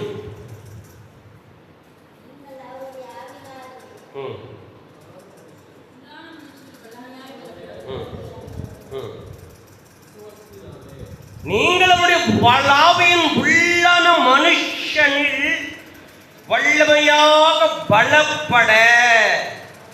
அல்லேலூயா. விசுவாசத்தினாலே கிறிஸ்து உங்கள் இருதயங்களில் வாசமாய் இருக்கவும் நீங்கள் அன்பிலே வேரூன்றி நிலை பெற்றவர்களாகவும். ஆமென். 14ஆம் வசனத்தில் என்ன சொல்லுது பாருங்க. இது நிமித்தம் பரலோகத்திலும் பூலோகத்திலும் உள்ள முழு குடும்பத்துக்கும் தேவ சமூகத்துக்கு முன்பாக பாருங்கள். பரலோகம், இந்த பூலோகம், இந்த என்ன 2 லோகத்துக்கும் ஆண்டவர் தான் தேவனுக்கு ஒரு குடும்பம்னு சொல்றாரு. அப்ப நம்ம எல்லாம் யாரு? அப்போ நாம் அங்கேயும் இருப்போம், இங்கேயும் இருப்போம், தேவனாகிய கர்த்தர் போல. அல்லேலூயா. நாம் இப்போது இங்கே இருக்கிறோம் பூலோகத்தில், பரலோகத்துக்கு நாம் எழும்பி போக போகிறோம் இல்லையா? ஆனால் பரலோகத்தில் இருந்த தேவன் நம் பரலோகத்தை விட்டு பூலோகத்துக்கு வந்தார். அவர் நம்ம என்ன செய்ய போகிறார்? பூலோகம் பரலோகம் இரண்டையும் ஆண்டவர் என்ன செய்கிறார்? பரலோகம் பூலோகம் ரெண்டையும் ஒன்றாக வட்டமிடுகிறார். அல்லேலூயா. இரண்டிற்கும் ஆண்டவர் ஒரு குடும்பம் போல் பார்த்து கொண்டிருக்கிறார். அல்லேலூயா. இந்த குடும்பத்தில் இருக்கிற அந்நியர்கள் அநேகர். பாருங்கள், இந்த பூமியை எடுத்துக்கொண்டால் அநேக தேசங்கள் இருக்கிறது. இன்றைக்கும் தேசங்களில் தேவனுக்கு விரோதமாய் எழும்பப்படுகிறவைகள் உண்டு. அல்லேலூயா. அன்றைக்கு ரஷ்யா, ரொமேனியா என்கிற பல்வேறு நாடுகள் இரும்புத்திரை நாடுகளாய் கிறிஸ்தவம் அற்றவர்களாய் இருந்தார்கள். கிறிஸ்தவத்தை கொண்டு போனவர்களை கொண்டு குவித்தார்கள், அழித்தார்கள். அல்லேலூயா. இன்றைக்கு சீனா போன்ற தேசங்கள், இன்னும் ஐரோப்பா, ஆப்பிரிக்கா கண்டத்தில் இருக்கிற நைஜீரியா போன்ற நாடுகள், உகாண்டா போன்ற நாடுகளிலே இருக்கிற நிலைமைகளை பார்த்தால் கிறிஸ்தவர்களுக்கு எதிர்ப்பு. இன்றைக்கும் குவியல் குவியலாக கிறிஸ்தவர்களை கொண்டு குவிக்கிறார்கள். அங்கு அடக்க ஆராதனைகள் தான் அதிகம். ஆமென். அல்லேலூயா. ஆண்டவர் பரலோகத்துக்கும் பூலோகத்துக்கும் நாமக்காரர். அவர் சொல்லுகிறார், பரலோகம் பூலோகம் நாமக்காரராகிய இயேசு கிறிஸ்துனுடைய பிதாவை நோக்கி என்ன பண்ணணும் பாருங்க, என்ன பண்ணணும் பாருங்க. கர்த்தராகிய இயேசு கிறிஸ்துனுடைய பிதாவை நோக்கி முழங்கால் படியிடு. ஆமென். முழங்கால் படியிடு. ஆண்டவர் சமூகத்தில் நாம் பலப்பட முழங்கால் படியிட்டு ஆவியினாலே உள்ளான மனுஷனில் வல்லமையாக பலப்படவும். அல்லேலூயா. தேவ சமூகத்திலே பலப்படுவதற்கு முழங்கால் படியிடணும். தேவ சமூகத்துக்கு முன்பாக போகும். எவ்வளவு அதிகாரமுள்ள ஆண்டவர் நமக்கு ஆசீர்வாதங்கள் வைத்திருக்கிறார். பரலோக தேவன் பூலோகத்தில் நமக்காக எவ்வளவு கொடுத்திருக்கிறார் பாருங்க. எவ்வளவு டிஸ்டன்ஸ் இருக்கிறது. ஆனால் ஆண்டவரை அழைக்கிற போது ஏதோ சமீபமாக இருக்கிறது போல ஆண்டவர் நமக்கு வந்து தருகிறார். ஆண்டவர் நம்ம எப்படியெல்லாம் பலப்படுத்துகிறார். நம்மால் பலப்பட முடியுமா? கண்டிப்பாக பலப்படும். உள்ளான மனுஷனிலே பலப்பட முடியும். எப்படி? ஒரு மனிதன் தன் சரீரத்தை தாழ்த்தி முழங்கால் ஊன்றி நோக்கி முழங்கால் படியிட்டு 15ஆம் வசனம் முழங்கால் படியிட்டு அவருடைய ஆவியின் நாளே உள்ளான மனுஷனில் வல்லமையாக பலப்பட. ஆமென். அல்லேலூயா. ஆமென். விசுவாசத்தினாலே கிறிஸ்து உங்களை இருதயங்கள் வாசமாயிருக்கவும் நீங்கள் அன்பிலே வேரூன்றி நிலை பெற்றவர்களாகி சகல வாங்களோட கூட கிறிஸ்துவின் அன்பின் அகலம் ஆழம் உயரம். ஒரு பெரிய மேத்தமெட்டிக்ஸ், ஒரு கணக்குனாலே நமக்கு புரியாது. ஆண்டவர் கணக்கு கூட வடிவமைத்து கொடுத்துக்கிறார். அல்லேலூயா. கணக்குகளை அநேகர் எழும்பி கணித வல்லுநர்கள் ஆவதற்கு முன்பாகவே கணிதம் நாம் படிக்கிறோம். என்னவா? எப்படி எழுதுகிறார் பாரு. அன்பின் அகலம் நீளம் ஆழம் உயரம் இன்னதென்று உணர்ந்து அறிவு கேட்டாத அந்த அன்பை அல்லேலூயா பூர்ணமாக்குற கத்தடத்தில் நம்ம கொண்டு போகிறார் பாருங்கள். அல்லேலூயா. ஒரு ஆசிரியர் படிக்க வேண்டிய புத்தகம் வேத புத்தகம். அல்லேலூயா. அல்லேலூயா. பாருங்கள், பிள்ளைகள் மாணவர்களுக்கு எவ்வளோ கஷ்டம் இருக்கும் பாருங்க. இதை பாருங்க, அகலம் ஆழம், இந்த மேத்தமெட்டிக்ஸ் இதை கூர்ந்து கவனித்து படிக்கணும். இத்தனையும் ஆண்டவர் எதிலே கொண்டு போறார் பாருங்க. நாம் பல கணக்குகளை போறோம். வர பணத்தை எப்படி அகலமாக்குவது, ஆழமாக்குவது, உயரமாக்குவது, அதுக்கு நம்ம எப்படியெல்லாம் உயிர் கொடுப்பது, எப்படியெல்லாம் தூங்காமல் உழைக்கிறது, எப்படி சம்பாதிப்பது, தெய்வ சமூகம் வேண்டாம் என்று சொல்லி நாம் நம்முடைய வருமானத்தை பெருக்குவது, அதை கூட்டுவது, அதை வட்டிக்கு கொடுத்து அதை அகலப்படுத்துவது, ஆற தோண்டி உள்ளே புதைத்து வைத்திருக்கிறது. அல்லேலூயா. உண்மையும் உத்தமான ஊழியக்காரனை என்று பெயர் வாங்க முடியாத அளவுக்கு இருக்கிறத உன்னிடத்துல எடுத்துக்கூடா. உன்னாண்டு இருக்கிறத கொடுறாங்க ஆண்டவர். அப்படிதான் சொல்லுவா. ஆண்டுடைய கணக்கு வேறு கணக்கு. அல்லேலூயா. எவனாலும் எப்படினா கஷ்டப்பட்டு எவனுக்கு தான் நான் எனக்கு ஒன்று கொடுத்தாரா நான் கொண்டு போவேன், அப்படியே புதைப்பேன். வரும்போது ஆண்டவரே அப்படின்னா சொல்லுவார், பரவாயில்லடா டே நீ எங்கன்னா வியாபாரம் பண்ணி அழிச்சிட்டு நஷ்டம்னு சொல்லாம புதைச்சி வச்சு குட்டிடா அப்பா நீ வாழ்க்கைன்னு சொல்லுவார்னு இவன் நினைச்சா. இவன் கணக்கு பாரு, இவன் மேத்தமெட்டிக்கலை பாரு, இப்படி நினைப்பாருன்னு இவன் புதைச்சி வச்சு கொண்டு போய் ஆண்டவரே நீ விதைக்காத இடத்தில் அறுக்கிறவரும் தெளிக்காத இடத்தில் சேர்க்கிறவருமாகிய வல்லமை நிறைந்த கர்த்தர் என்று கணக்கர் என்று சொல்லி, நான் உன்னை விட மேலான கணக்கு படித்தவனாக இருக்க அதை புதைத்தேன், கொண்டு வந்திருக்கிறேன், சமர்ப்பிக்கிறேன். ஆண்டவர் சொன்னார். எவனுக்கு பன்னாமர் ஒருத்தன் பல மடங்கு ஆக்கிட்ட ஆண்டவர் நான் எடுத்து அங்கே கொடுனாரு. அப்போ ஆண்டவருடைய கணக்கு புரிஞ்சுதா? இப்போ அவனுக்கு மட்டும் அவனுக்கு உலகமே வேஷம், உணவே பெரிய பிரதானம், அல்லேலூயா, உடையே தன் அலங்காரம், ஊரே தனக்கு பெரிய விருந்து நினைச்சு உங்களுக்கு ஆண்டவர் வச்சாரு பாரு வேட்டு. அல்ல என்ன சொன்னாரு? புடுங்கி உழைக்கிறவனுக்கு, தேவ சமூகத்தில் இருக்கிறவனுக்கு, ஜெபம் செய்கிறவனுக்கு முழங்கால் படியிட்டு அவருடைய ஆவியின் உள்ளான மனுஷனிலே வல்லமையாய் பலப்பட்டவரிடத்துல உன்னிடத்துல கொடுத்திருக்கிற அபிஷேகத்தையும் தாளந்துகளையும் வரங்களையும் கனி வரங்களையும் எடுத்து கொண்டு போய் ஆண்டு கொடுத்துருவார். அப்போ என்ன செய்வாரு? அப்ப நீ என்ன செய்ய போகிற சொல்லு? என்ன செய்ய போற? இஞ்சி சாப்பிட்ட குரங்கு போல் தான் நீ என்ன செய்ய வேண்டும்? வருது ஏசப்பா வரப்போகிறார். நியாய தீர்ப்பினாலான அந்த நாள் மகா பெரிய நாள். இந்த பூமியில் உள்ளோர் யாவரும் நடும். எதை பிடுங்கி எங்க கொடுப்பாரு தெரியாது. விசுவாசமே வேண்டாம். உனக்கு கொடுத்த விசுவாசம் வேஸ்ட். இந்த விசுவாசத்தை கொண்டு போய் வேறு யாருக்காலும் கொடுத்துருந்தேன்னா அது என்ன கனி கொடுத்துருக்கோம்? அல்லேலூயா. நீ ஒஸ்ட் ஆயிட்ட, விசுவாசமே கிடையாது. போ, உனக்காக ஆயத்தம் பண்ணப்பட்டிருக்கிற எதுக்கு? போ, அக்கினி கடலுக்கு போ. ஆண்டு என்ன கணக்கு தெரியுமா போட்டு வச்சிருப்பாரு உன் மேல? இந்த கணக்கு தான் வச்சிருப்பாரு. நீ நினைக்கிற நம்ம அழகா போலாம், வாரத்துல எப்பயாகிலும் போலாம் தேவ சமூகத்துல நினைக்காத. பலப்படி 15ஆம் வசனம், நம்முடைய கர்த்தராகிய இருக்கிற இயேசு கிறிஸ்துவுடைய பிதாவை நோக்கி முழங்கால் படியிடு. நீ அவருடைய ஆவியினாலே உள்ளான மனுஷனிலே வல்லமையாய் பலப்பட்டு நில்லு. ஆண்டவர் சொன்னார், நான் உன்னை பலப்படுத்துவேன். யூதாவை நான் என்ன செய்ய போகிறேன்? பலப்படுத்த போகிறேன். அல்லேலூயா. பலமே இல்லை, நடுங்கிற. யோப் என்ன சொல்றார்? 4 நாள் எடுக்கலாமா? ஜோப் 4th chapter 4th verse 4 நாள்.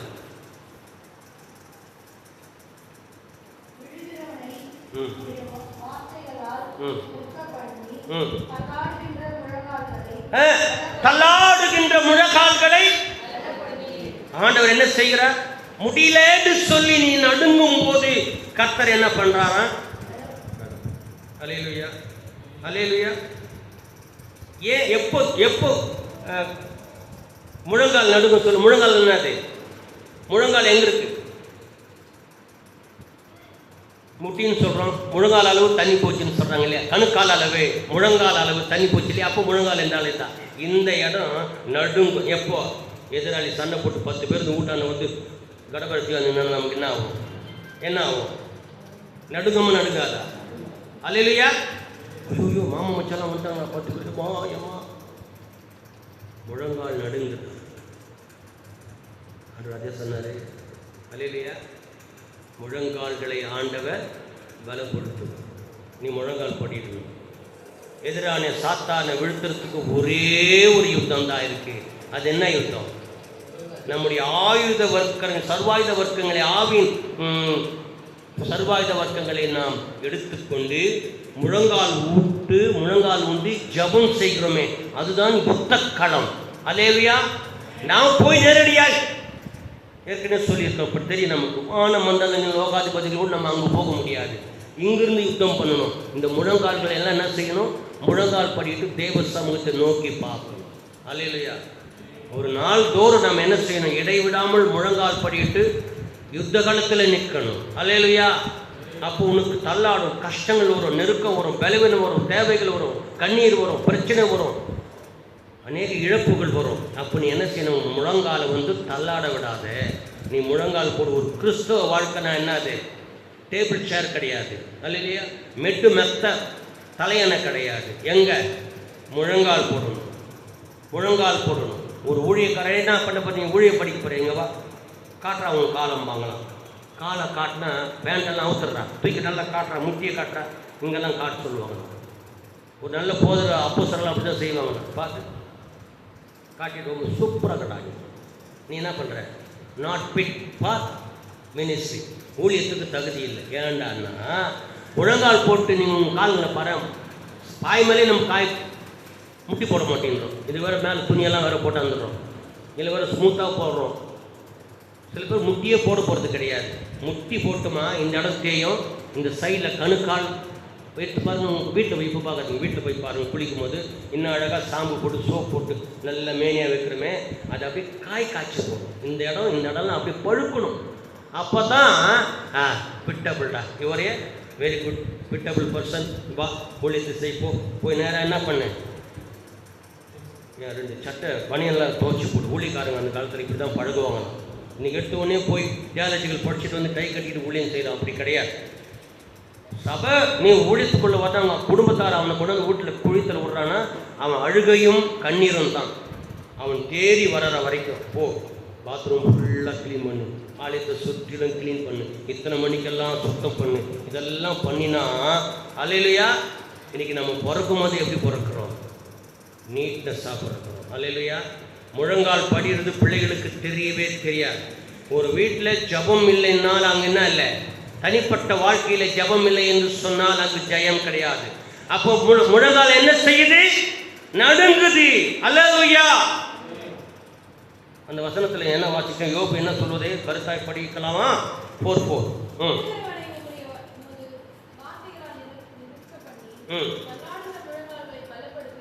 தள்ளாடுகிற முழங்கால். அல்லேலூயா. தள்ளாடும் முழங்கால். தள்ளாடக்கூடாது, அதுக்கு ஒத்துழைக்காமல் முழங்கால் அது எடுத்துடக்கூடாது. முழங்கால் படிட்டு நீ உன் குடும்பத்துக்கு, நீ ஆத்துமாக்களுக்கு நீ பாரப்படுறனா, உன் குடும்பத்தை காப்பாற்றணும் நீ ஆசைப்படுறனா, நீ என்ன தெரியுமா செய்யணும்? முட்டி போடணும். முட்டி போட்டால் சகலத்தையும் ஜெயிக்கலாம். அல்லேலூயா. எல்லாத்தையும் ஜெயிக்கலாம். நீ எவ்வளோ பிரச்சனை ஏன் தெரியுமா வந்துக்கிட்டே தலை தூக்கிட்டு ஒன்றுனா பிறக்குது? நீ யுத்தம் பண்ணலை, உன் முழங்கால் தள்ளாடிக்கிட்டே கிடக்குது. எப்போது அதை சிறப்படுத்த திடப்படுத்த நீ முழங்கால் பூண்டி நின்று விட்டாயானால் அந்தகார லோகாதிபதிகளோடு போராட்டத்தை நீ வெல்லணும்னு அர்த்தம். அல்லேலூயா சொல்லு. சில பேர் ரகசியங்களை கற்றுக்கொள்ளாமல் வாழ்கிற வாழ்க்கை. உன் முழங்கால் தள்ளாடுகிறது. அந்த முழங்கால் என்ன செய்ய வேண்டும் தெரியுமா? நிற்கணும். அல்லேலூயா. நிலையா நிற்கணும். யுத்தம் நடக்குது. மூசை மேலே ஏறிட்டார், இப்படி ஜபம் பண்றார். முழங்கால் ஊன்றி நேர் முட்டி போட்டு இப்படி கர்த்தரை நோக்கி ஜபம் பண்றார். சோர்ந்து போகுது கை, அப்படி விட்டுரு. அமலேக்கர் வந்து இஸ்ரவேலை அடின்னு அடிக்கிறாங்க. எனக்கு பலம் இல்லை, கரங்களை உயர்த்த முடியல, பரலோகத்துக்கு நேராக என் கரங்களை உயர்த்த முடியல.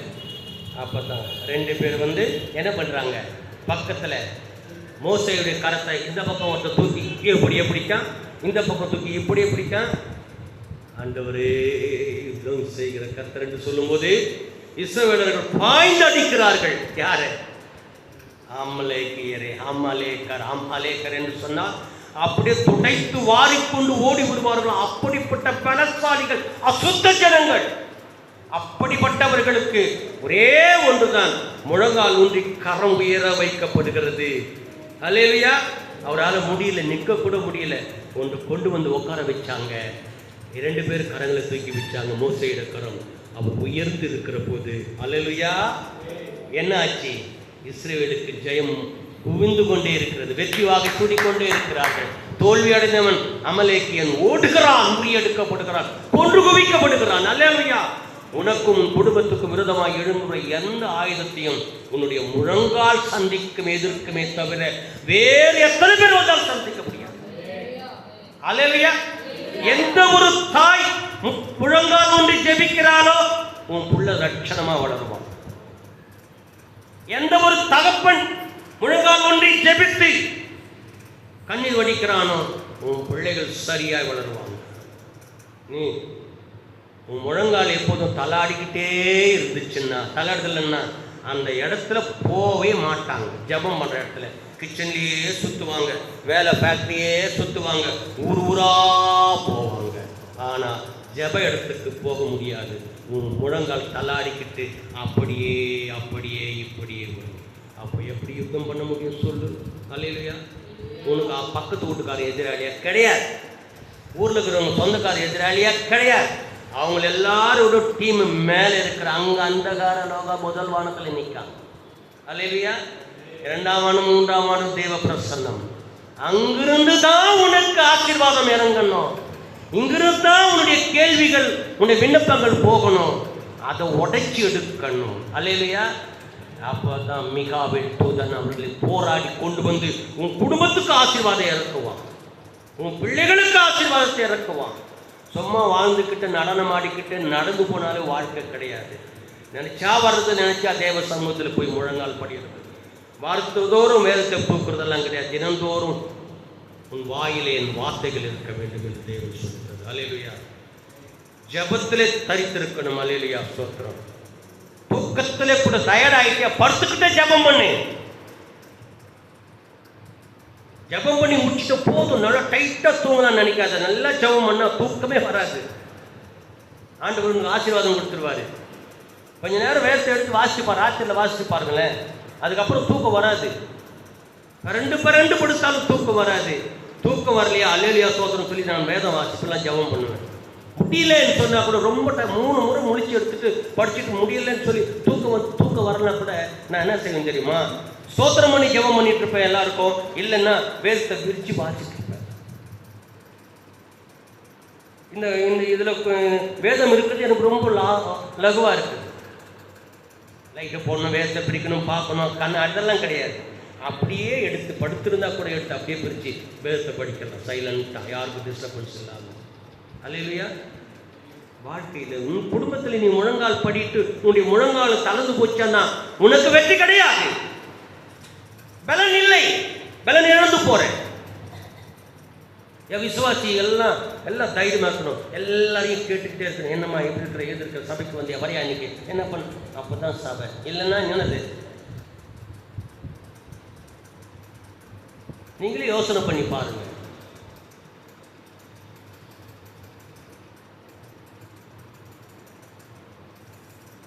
சபை நிரப்பப்பட வேண்டும் என்று சொன்னால் என்ன? ஏற்கனவே பிரசவம் பண்ணணும். ஜீசஸ் யாரா இருக்கிறார்? தலையா இருக்கிறார். நாம் எல்லாம் அவருடைய அவயவங்களா இருக்கிறோம். இந்த சபை நிரப்பப்பட வேண்டும். ஒரு கரம் இங்கு இல்லை என்று சொன்னால் சபை நிரப்பப்படுவதில் இல்லை. அப்போ அந்த பரிபூரணம் அங்கு இருக்கா? இல்லை.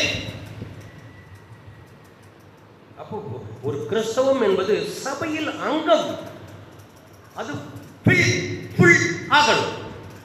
நீ ஃபில் பண்ண வந்தேன்னா நீ ஃபுல்லாகி தான் போக போற. அல்லேலூயா. நீ இயேசுவுடைய சரீரத்தோடு கூட ஒரு கண்ணாய் காதுகளாய் வந்து நிற்காமல் போனேன்னா நீ வந்து அதை ஃபுல் பண்ணு, அவர் உன்னை ஃபீல் பண்ணுவார். அல்லேலூயா. அதான் சபை நிரம்பி வழிகிறது போல. அதை நீங்க கற்றுக்கணும். ஒரு குடும்பம் என்று சொன்னால் தகப்பன் தலை, இல்லைன்னா தாய் தலை, பிள்ளைகள் எல்லாம் என்னது?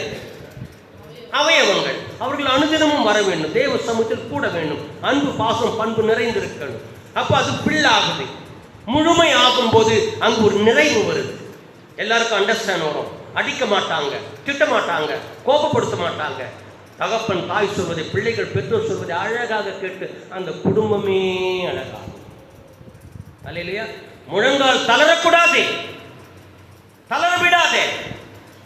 நான் எப்படியாகிலும் என் தூக்கம் போனாலும் பரவாயில்ல, சாப்பாடு சாப்பிடலாம் பரவாயில்ல, நான் இன்னைக்கு போட்ட முழங்காலி, நான் இன்னைக்கு போட போற, இனிமே போட போற, செய்ய போகிற ஜெபம், அல்லேலூயா, சத்துரு நடுங்க போகிறான். அல்லேலூயா. முழங்கால் தள்ளாட விடக்கூடாது கிறிஸ்தவம்.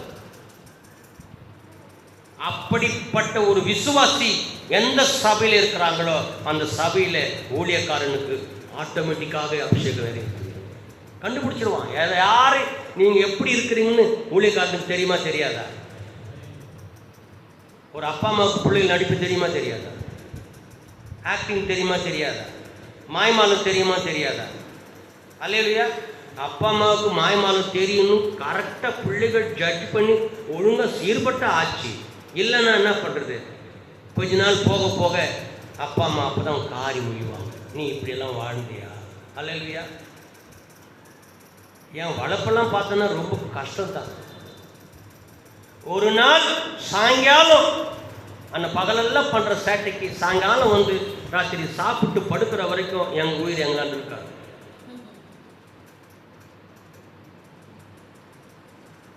எனக்கு ஆயா சப்போர்ட்டு.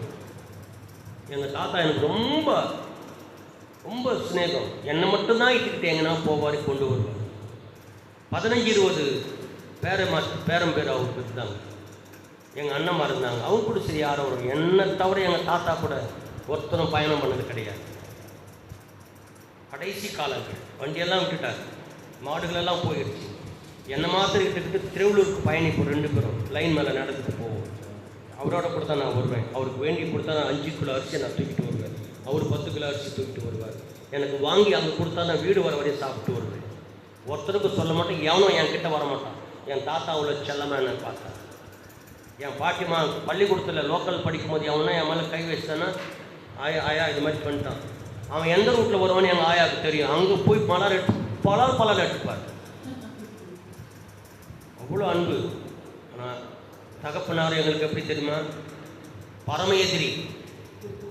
அல்லையா? நைட்டு கூட அம்மா சொன்னாங்க, உங்கள் அப்பா இப்படி செஞ்சாருங்க. ஆமாம், அவர் அப்படி செய்வோம் தான் நாங்களாம் இன்றைக்கி என்ன பண்ணுவோம், புருஷனாக இருப்பேன். அல்லையா? இல்லைன்னா நான் என்ன ஆடி, நான் நாதாரி ஆகியிருப்பேன். அல்லையா? அடிப்பாங்க. எங்கள் அம்மா சொல்லுவாங்க, அப்பா வரட்டுன்னுவாங்க. அந்த ஒரு வார்த்தைக்கு போதும், 1க்கு 2க்கு 3க்கு எல்லாம் சரிசமமாக ஆகிடும். அப்பா வரும்போது ஒரு பொட்டலம் எடுத்துகிட்டு வருவார். இன்றைக்கி மாதிரி பேக்கிங் எல்லாம் கிடையாது. ஒரு பொட்டலம் அது தனியாக ஒரு பாக்கெட்டில் பெருசாக தெரியும். எங்கள் அப்பாவுக்கு எப்படி தான் வாங்கி சாப்பிட போடணும் தெரியும். எங்கள் அம்மா அடுப்பான் இருக்கும்போது எங்கள் அப்பா பிரித்து கொடுத்தாருன்னா நாங்கள் தப்பிச்சோம்.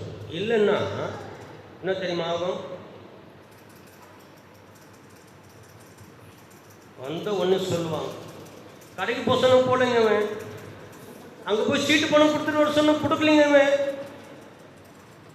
இந்த பருப்பு தட்டி உடச்சு போட்டாங்க அவன். கிடைக்கும் பாரு கலத்தா, அதை எடுத்து ஒரு பிரிக்கிற மடிச்சு வச்சுட்டு வந்துடுவார். அல்லையா? இன்னைக்கு அது இருக்கா வீட்டில்?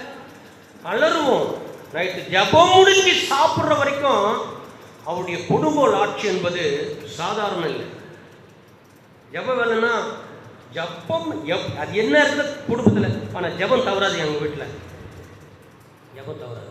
எங்கள் பெரியண்ணா இப்படி, நான் இப்படி, எங்கள் சின்னண்ணா இப்படி, சின்ன தம்பி இப்படி, அக்கா இப்படி, எல்லோரும் லைனாக இருக்கும். எல்லா நாளும் ஜபம் இருக்கும்.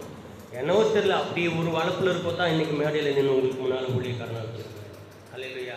நினச்சிப்பார். அது மாதிரி ஒரு குடும்பம் நடக்கலைன்னா, பாவம் இருந்தது உண்மை, அசுத்தம் இருந்தது உண்மை, மற்ற வேறு காரியங்கள் இருந்தது உண்மை தான். குடும்பம்னா எல்லாம் இருக்கும், ஊருன்னா எல்லாம் இருக்கும்.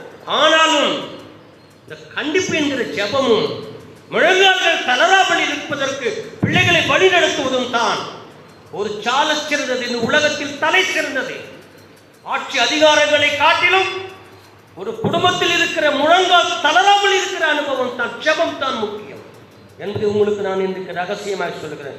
ஜெபத்தை விடாது. உங்கள் பிள்ளைகளை கூப்பிட்டு முட்டி போட்டு வச்சு ஜெபம் பண்ணி பாட்டு சொல்லி வசனத்தை அப்போ போதனை பண்ணி அவங்க ரிப்ளை பண்ண. நாளைக்கு வந்த உடனே அந்த வசனத்தில் முதல்ல ஜெபம் சொல்லிடணும். அவங்க சொன்னால் தான் ஜெபம் அடுத்து.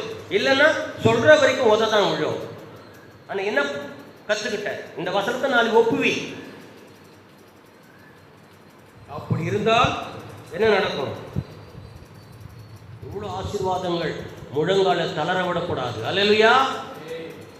எல்லாம் முடிஞ்சு போச்சு, நான் சாவ போகிறேன், என்னத்துக்கு? ஐயோ, அது கடைசி வரை இருக்கணுமே. ஒன்றோடு முடிஞ்சிடுமா, இன்றோடு முடிஞ்சிடுமா, நாளையோடு முடிஞ்சிடுமா, ஒரு வருஷத்தோடு முடிஞ்சிடுமா? கிடையாது. தேவ பிள்ளைகளே, முழங்கால்களை என்ன செய்யக்கூடாது? தளராமல் பலப்படுத்தி. யாரை பார்த்து? பிதாவோடும் அவரால் இயேசு கிறிஸ்துவுக்கு முன்பாக முழங்கால் ஒன்றி ஜெபித்து ஆவியிலே பலன் கொள்ளுங்கள். அல்லேலூயா சொல்லுவோமா? அல்லேலூயா, அல்லேலூயா, அல்லேலூயா. ஆனந்த களிப்புள்ள உதடுகளால் போற்றி பாடுவே, அறுசுவை உணவை உண்பது போல் திருப்தி அடைகிறே, திருப்தி அடைகிறே. ஆனந்த களிப்புள்ள உதடுகளால் பாடுவே, அறுசுவை உணவை உண்பது போல் திருப்தி அடைகிறே, திருப்தி அடைகிறே, திருப்தி அடைகிறே. அப்படி நாம் நேராக திருவிழத்துக்கு செல்லுகிறோம். நம்ம அப்படிடுவோமா? சிலுவையின் பாடுகளை பாடலப்பா. ஹல்லேலூயா.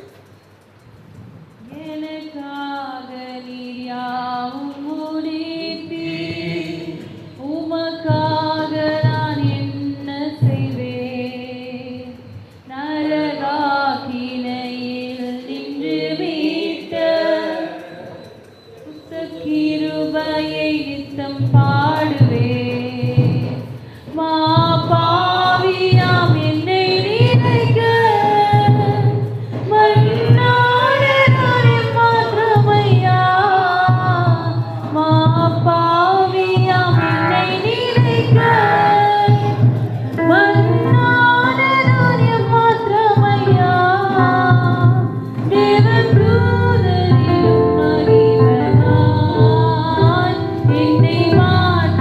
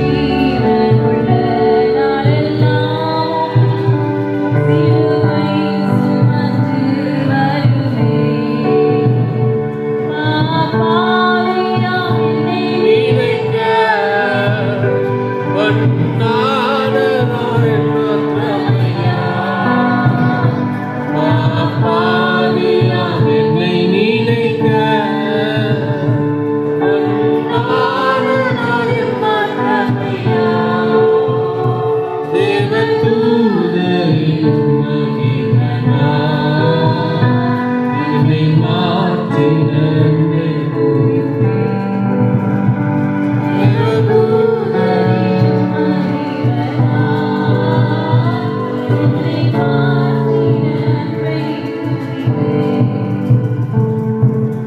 நான் கர்த்தரோடும் கர்த்தர் பிள்ளைகளோடும் ஐக்கியமாக இருக்கும் திருவிருந்துக்கு நான் ஆயத்தமாக இருக்கிறேன்ங்கிற சாட்சியை நாம் சொல்லுவோம்.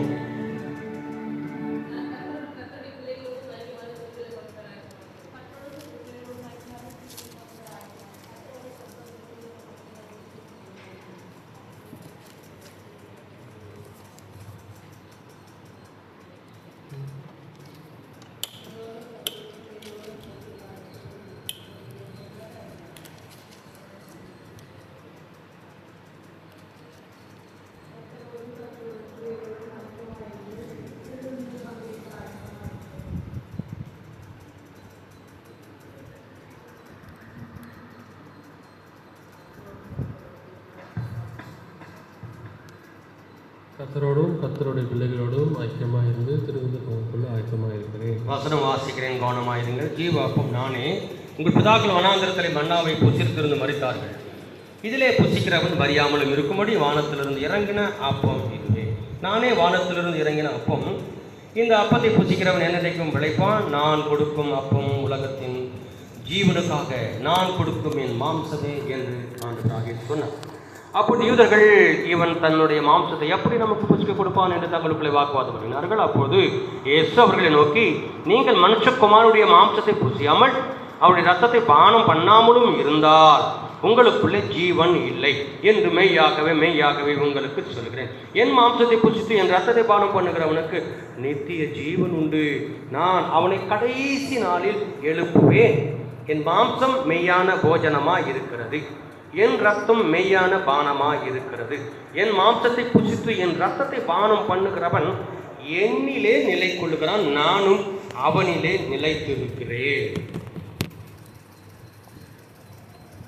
சமூகத்திலே நாம் எல்லாரும் ஆயத்தமாக இருக்கிறது நாம் சாட்சியாய் சொல்லி நாம் வாசித்த வசனங்களை கவனித்தபடியாலே ஆண்டுடைய பாடு மரணங்களை நினைவு கூறத்தக்க இந்த தேவன் நமக்கு தந்த பாக்கியமான வேலைக்காக ஸ்தோத்திரங்களை எடுப்போமாக. ஸ்தோத்திரம் ஸ்தோத்திரம் ஸ்தோத்திரம் ஸ்தோத்திரம் ஸ்தோத்திரம்.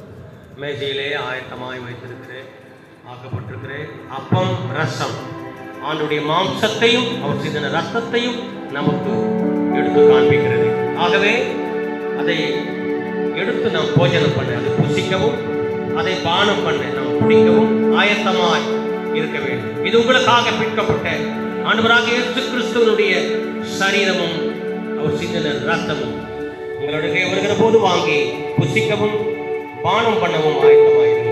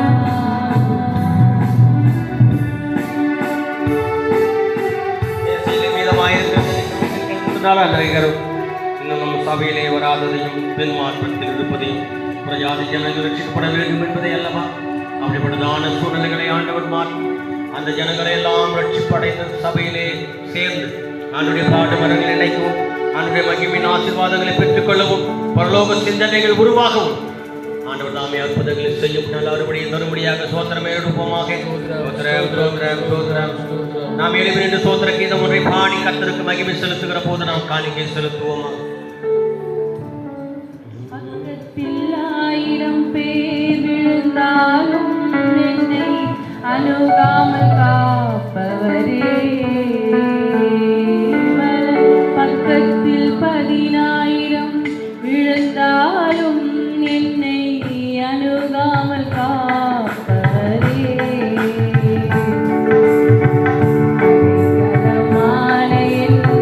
காவலமே என்னை அணுகாமல் காப்பவரே,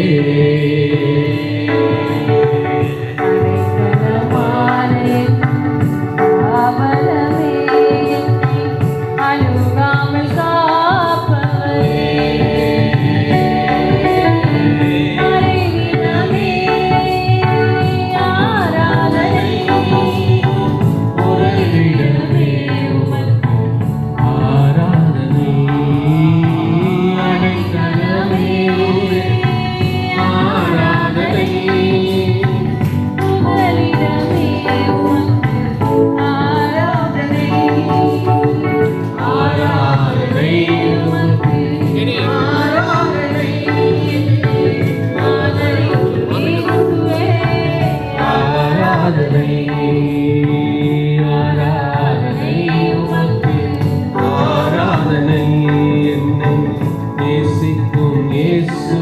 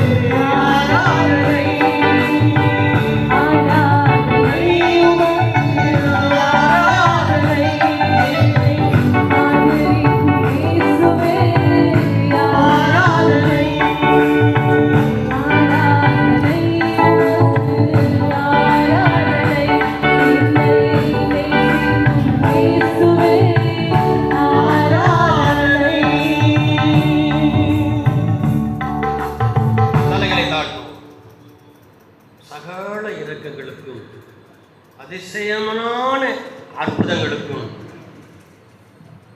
நிகரான எங்கள் ஆண்டவரே, உமது அன்புக்கு அளவில்லை, அகலமும் இல்லை, நீளமும் இல்லை, ஆழமும் இல்லை, உயரமும் இல்லை. ஆனால் நாங்கள் சிலவற்றை இவ்வளவுதான் என்று நாங்கள் கணக்கிடுகிறோம். ஆனால் உமக்கோ ஒன்றுக்கும் அளவிடம் இல்லை, எல்லை இல்லை. நாங்கள் எல்லையோடு தான் நாங்கள் எதையுமே நடத்துகிறோம். ஆகவே நாங்கள் உமக்கொண்டு கற்றுக்கொள்ளுகிறோம். அளவில்லாத ஆண்டவர் அளவில்லாத அற்புதங்களை எங்கள் வாழ்க்கையிலே செய்வார் என்று. ஆகவே உம்மிடத்திலே நாங்கள் கற்றுக்கொள்ள முடியாமல் போன அநேகம் உண்டு ஆண்டவரே. ஒவ்வொன்றாய் நாங்கள் கற்றுக்கொள்ள நாள்தோறும் எங்களுக்கு படிப்பினை தருகிறீர் கர்த்தாவே. இந்த நாளிலும் நாங்கள் உம் அண்டை சேர, உம் பாதம் அமர, உம் தரிசனம் கண்டு உம் திருமுகத்தை நாங்கள் மகிழ்ச்சியோடு பார்க்க நீ தந்த நல்ல பாக்கிய வேலைக்காக நன்றி சொல்கிறோம். இம்மாதத்தின் முதல் ஆராதனை வாக்குத்தத்தங்களோடு இந்த ஆண்டை நாங்கள் மாதத்தை துவங்கினோம். இந்த வாரத்திலே ஓய்வு நாளிலே உடைய சமூகத்திலே நாங்கள் மீண்டும் வந்தோம். ஆண்டவரே, உடைய சமூகம் எவ்வளவு நல்லது என்பதை நாங்கள் ஒரு நாளும் கண்டுகொண்டு தான் இருக்கிறோம். இந்த நாளிலும் நீர் எங்களுக்கு அநேகவற்றை கற்றுக் கொடுத்தீர். அழகாய் நாங்கள் உம்மை ஆராதித்தோம். அற்புதமாய் நாங்கள் உம்மை பாடி பரவசம் அடைந்தோம். துதி ஸ்தோத்திரங்களை செலுத்தினோம். கனமகிமைகளையும் பாதத்திலே வைத்தோம். என் ஆண்டவர் அங்கீகரித்தவர் ஆண்டவரே. அல்லேலூயா. துவக்கமும் முடிவுமானவர் என் தேவன். சகல துதி ஸ்தோத்திரங்களுக்கு பாத்திரரான கர்த்தரை நாங்கள் உயர்த்தி உன்னதமானவரை நாங்கள் பிரமிக்க வைக்க நாங்கள் துதித்தோம் ஆண்டவரே. எல்லா புகழும் உமக்கு, எல்லா மகிமையும் உமக்கு. துதி ஸ்தோத்திரங்கள் கணம் உமக்கு உரியதாகுத. இன்றைக்கு மனிதன் தனக்கு என்று சிலவற்றை எடுத்துக் கொண்டாலும் அவை எல்லாவற்றிலும் மேலான அதிகாரம் படைத்த உமக்கே நாங்கள் சகலத்தை செலுத்தி உன் பாதம் தொட்டு முத்தமிட்டு கெஞ்சி நாங்கள் ஒவ்வொரு நிமிஷத்தையும் கழிக்க நாங்கள் வாஞ்சிக்கிறோம் ஆண்டவரே. உம்மை போல் ஒருவர் உண்டோ? இல்லை.